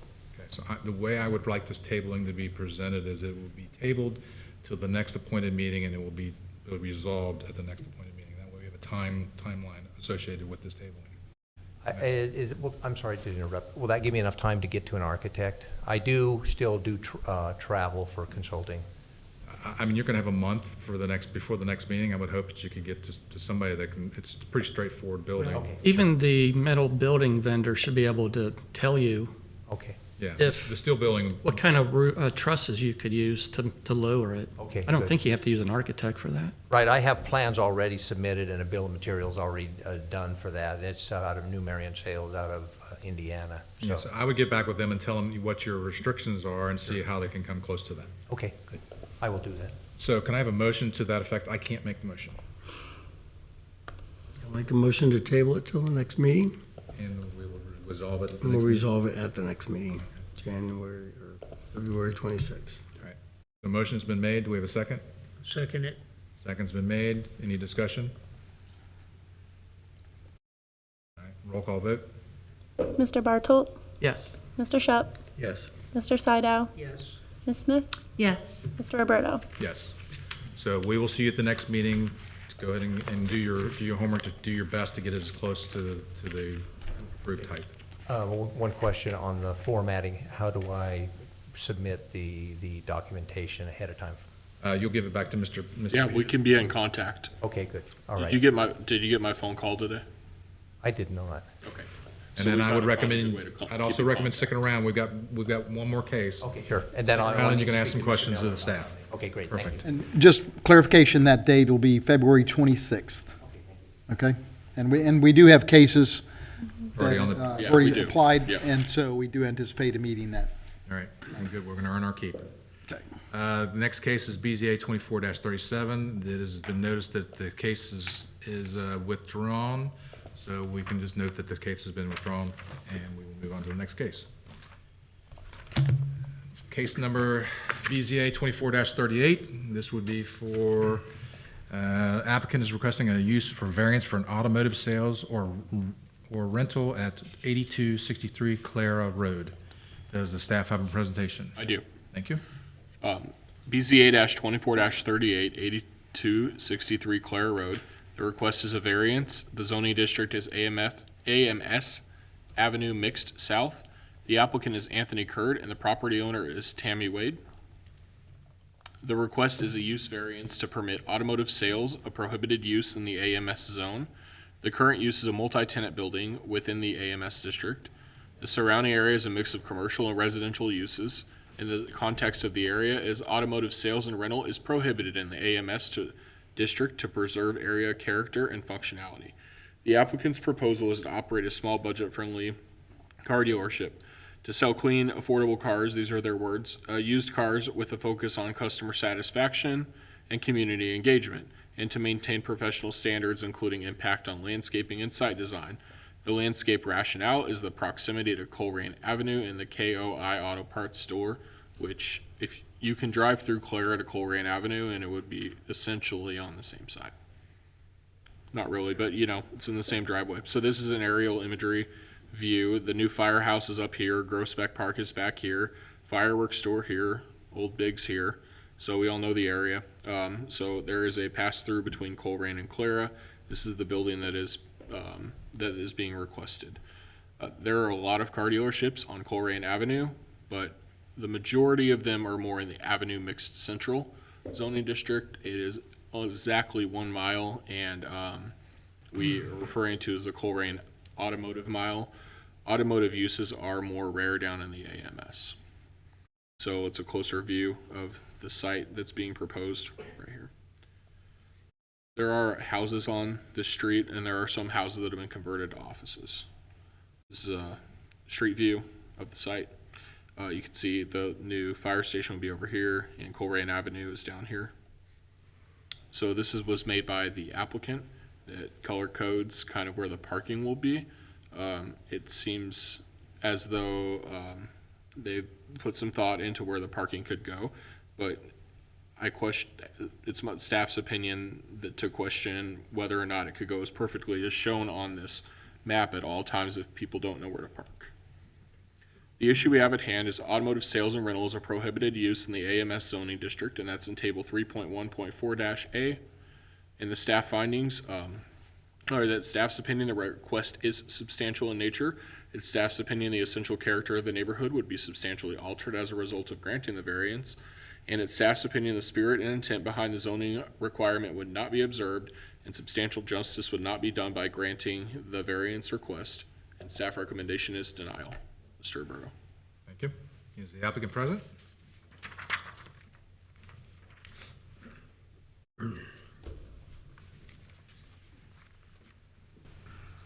Hi.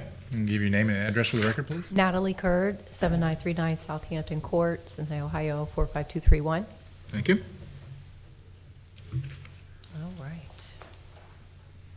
All right, good evening, members of the Colerain Zoning Board of Planning Commission. Thank you for the opportunity to present our request for zoning change for 8262 Clare Avenue. Just a little backstory. Once again, I'm Natalie Curd. I'm the co-owner of the business Tag Auto Group, which is my husband, Tony Curd. He's with Alex. He was here earlier, but they left. She needed to eat. Okay. So we are locals here. We own 2 properties in the area, one in Mount Healthy and one Finneytown. This wouldn't be the first time that we would be owners of a business in the Colerain Township. At one point, I did own the Subway restaurant and Walmart, but that didn't go the way that I had planned due to COVID. So I did have that Subway for 2 years, right before COVID hit. So this isn't the first time that we are trying to create a business in the community. We do all of our shopping, doctor's appointments, car repairs, all up and down Colerain. This is where we shop, live. So this particular location, we have been looking for about a year, and this particular location just really meets the needs. It's fantastic because it's on Colerain, and we already know that Colerain is known for auto sales. Seeing that it's tucked right behind KOI makes it even more better, because then we could walk over to get any parts that are needed to repair the vehicles that we do have for sale. And then just the community, all of our family and friends live here. We're surrounded by our family in Mount Airy, Finneytown, Forest Park, Colerain. This is our community, period. So that's why we chose this location. We have talked with Tammy, who owns the property, and they are willing to lease it to us. We did pass their vetting process in the event that we get the variance. And so that's why we chose the location, because we thought that we would be a good fit for the community. And it embodies, our commitment to the area. Okay. All right. And then for filling underserved niche, auto sales business focus exclusively on vehicles. Our focus exclusively on vehicles priced $6,000 or under. That segment is underserved already, and we already know most of the dealers that are on Colerain are going to be at a higher price point. Most existing dealers cater to that higher price point and leaving a gap for customers seeking affordable and reliable transportation. Unlike many existing auto lots, our model is built on trust and transparency. And then we're also looking forward to economic and community benefits, job creation. Our business will potentially bring new employment opportunities for a potential mechanic, sales staff, and administrative roles that can potentially grow from this. Customer accountability, this is really important to us. This will help more individuals access reliable transportation, enabling them to commute back and forth to school and work. And then, of course, the tax revenue. We know that if we potentially grow, then our tax revenue will contribute to your tax base.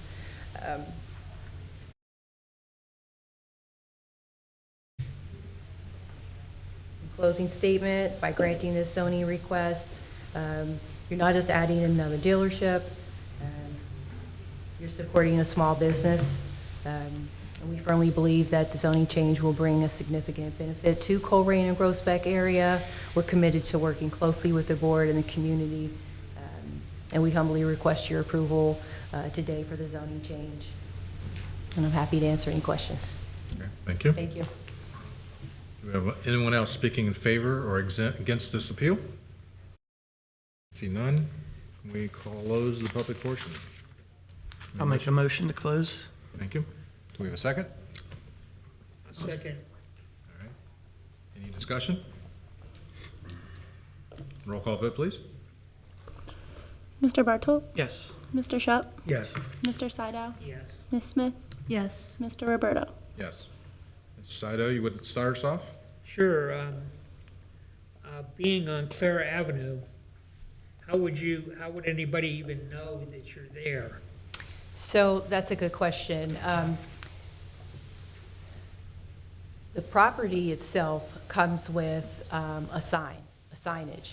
So right in front of KOI, to the left of the easement there, there is an actual sign that we will have ability to use. So we will have off-street, on-street Colerain marketing. If you flip that around right there, we'll be able to use a space. Actually, we'll go down a little bit. There we go. Right there, that sign to the right. Sorry, this one? I think the No. other one. The Oh, other one. My bad. This one. Uh-huh. Plumbing, heating, and air. That was the business that was there previously. So we will be able to put our sign on there. And I think just having multiple avenues to get back to that location is also a benefit too.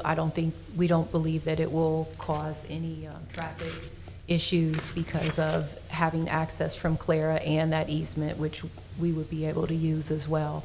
And KOI, of course, the owners that own the building, they also own KOI as well. So the director of KOI came over and he did the walkthrough with us, and he was quite thrilled with the opportunity for us to be there, because then he thought maybe we could buy his parts. So it made sense to be next door to, a commercial auto sales business, seeing that we will be doing small repairs on the vehicles. But that would only allow you that drive-through on cars going northbound on Colerain. That would not affect any southbound traffic. They would have to go down to Galbraith and make a left and come up through Clara. Okay. Mhm. Right. In the space, we don't intend to have more than 5 or 6 cars at a time. So we won't be taking up a lot of space far as cars. And that is something that has been made clear by the current owners about expectations. They did have an auto detail shop, and it started off, great, but then all of a sudden he said that they started to turn it into a junkyard with vehicles all along the easement, and that became a problem. And we're definitely aware that is, that's not going to be acceptable under our lease. So, yeah. Okay. No further question. I have a question for staff. Yep. Okay, Dave, I'm looking at the review criteria 6.5.4A, line 1I. Is that a conflict? Could you read it to me, please? Yes, I'm sorry. The Board of Zoning Appeals shall not be authorized to grant variances for the following. And I is uses that are expressly prohibited by the resolution in every zone. In every zone. So that would be medical, recreational marijuana, massage parlor. So we explicitly prohibit that in every zone. We don't prohibit auto sales and rental in every zone because it's allowed in the AMC. It's a great question. But that's specifically designed so someone doesn't come in here and say, I want a use variance to open a recreational marijuana store. Then you guys cannot grant that. Okay. Thank you. Yep. Any other questions? No, I don't. Okay. Ms. Smith? I do have one question, actually.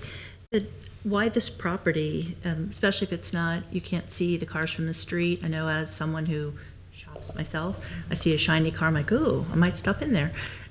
So being that it's set back, I'm not very familiar with the area, but it doesn't look like you can do a drive-by and see your inventory. So why this property instead of one that is already zoned for that use? Well, there's a couple of reasons. The main one is most of our marketing is done online. So that's a huge part of that. Everything is marketed online through different marketing avenues, Facebook, Google. So I don't think having it right out on the front street will impact our inventory or how quickly we are able to move vehicles. And then also, if you were, a little further over onto Colerain, on the road, I mean, you're going to increase costs. So I think this is perfect. It's a perfect location for us because it sits next to an auto sales business. All of those properties off to the right, most of those are businesses as well. I think it's completely surrounded by businesses. Almost all of those homes, people run businesses out of them. So it's not like, they're all residential right there. We think that it's just a great location for us. It's close to home, and we're just want to be a part of the community. Thank you. Any other questions?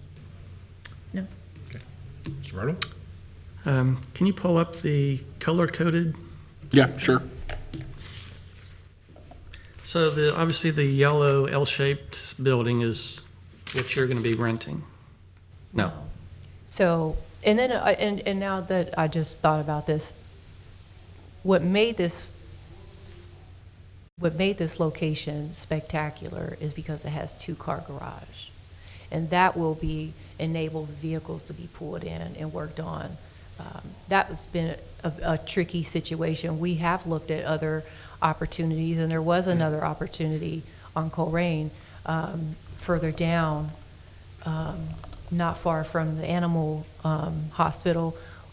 It was a house converted into a car dealership, but I don't believe it had a garage. So that's what makes this spectacular for the situation, because you can pull, it has 2 bays where you can pull into. It also has 2 offices. And if you look at the blue line between the yellow and go up right there, that is 1 space for lease, and then the space behind it. So there's a wall where that blue line goes, and if you go down to the second yellow, that is the space in question. So in that space, right where that white little mark is right there, everything from that down is the garage, and then everything from that white mark up is commercial space. So it has a kitchen, a bathroom with a shower. So if you were working on vehicles, you could take a shower and clean yourself off. And it also is carpeted, 2 office space, and has a magnificent front window space that you can put, signage in your windows. The window panes are probably about the size of the windows back here. So in the green spots. Well, wait a minute. My question, I started by saying the yellow L-shaped shape is what you're renting, and you said no. Well, because the top portion is not connected. So what are you renting? We would be renting just that block right there where he's going up and down. Just the rectangular? Just the rectangular, correct. That goes east-west? Yes. So And that then other yellow space will remain vacant? That's whole nother space. That's the one that faces Colerain, correct? Correct. So your 4 or 5 cars for sale will be parked to In the south of that yellow Yes, rectangle? those green spaces, yes. And then we have a 2-car garage. And then visitors will just park wherever they probably think they can, I'm assuming. Yeah, they will. And then there's, But we could put up visitor parking, we could get signs Well, and put yeah. visitor parking, or customer parking, yes. and then there's the other building attached. We're looking at a black roof to the west of the yellow rectangle, right? Correct. And that's occupied? That is occupied, and they do have a garage as well, and you have to go around to Clara and come Yeah. in through that top piece. And the blue is for them to park? Correct. Okay. And then the red is just for anybody to park? Or maybe not? He told me, I'm sorry. Oh, When we okay. were out front, he told me what spaces were for what. It says non-exclusive, so Yeah. I'm assuming that. Yeah, visitor. So the blue freehand line that you referenced is basically that's what encompasses your entity. Correct. Okay. And how many employees will you have? Just me, myself, and my husband, so it would just be two, and then a potential mechanic. Oh, yeah. Okay. And the existing sign, I guess, we don't know. It's a pole sign, but it's illegal non-conforming, Yeah. so. It's been there for a long time. I mean, if they change it. Yeah, they can do a face change on a Yeah. legal non-conforming Right. sign. Okay. So. But I think you're right. I think the only residence on that street is the one directly north of your potential property. Everything else is a business. So in that regard, I don't feel as bad about, granting a request. If it was like 10 houses on that street, that would be different. But so when you do get a car, it's not coming in on a semi, is it? Like you're No. towing it, or you're No, you're just driving it in? They'll be driven in, yeah. Okay. That's all. Thanks. What's the hardship? Why should we grant this? Because it's perfect for us, and we're perfect for you. This would be a perfect space for us. We have been looking for so long, and we've looked.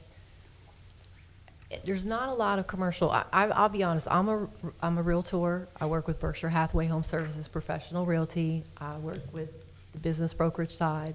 Tom Gottlieb, senior business broker. I've been doing this for a couple years now. I've been on the hunt, and we've looked at things in Mason. We looked at things in Westchester. We looked at things in Eastgate, but that's far from home. This is where we live at. This is where my community is. This is where our family is. This is where we meet people. I'm at the grocery store. I might see one of y'all at Colerain, Kroger's one day. This is where we live. This is it. So why wouldn't we want to be where we live? I mean, that's the best thing you can do as a business owner, is have your brand with the people who you live amongst, because that builds your brand. So I think,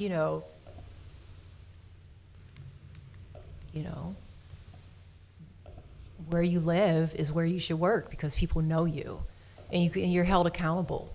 It's about accountability. So that's important to me, and it's important to my husband. And like I said, this isn't the first time that we've run a business in Colerain. Unfortunately, COVID stole those dreams from me with my Subway, but I put all my heart and soul into that place. And if you do remember, in September 19, when it opened back up, that was me. My signs, everything in it. It was a terrible Subway for many years until I took it over. And I did everything I could to make that place great, but, other plans. So here we are, back at Colerain. So. All right, I'll go back and review. And there is a fire station for sale that they could. So that's the hardship, because I don't want Tony far away. I want to be here. I want to, pick up Alex from school and be close to home. So. All right, I don't have any further questions. Anyone have a motion to approve or deny? Can I say something? Certainly. If you do a motion to approve this, there needs to be a condition that is only the blue outline area. If you approve it upon the parcel, you're approving a variance on that whole parcel forever that would allow this to be used for cars. So 1, 2, 3 car dealerships could open there forever. So if you do vote to approve it, I would recommend a condition that it's only what's outlined in blue on that graph.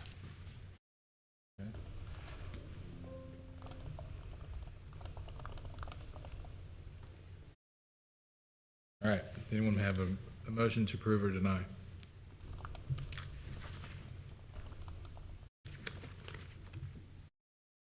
Can't make the motion. Don't even look at Mark. He's got heartstrings. Anybody else?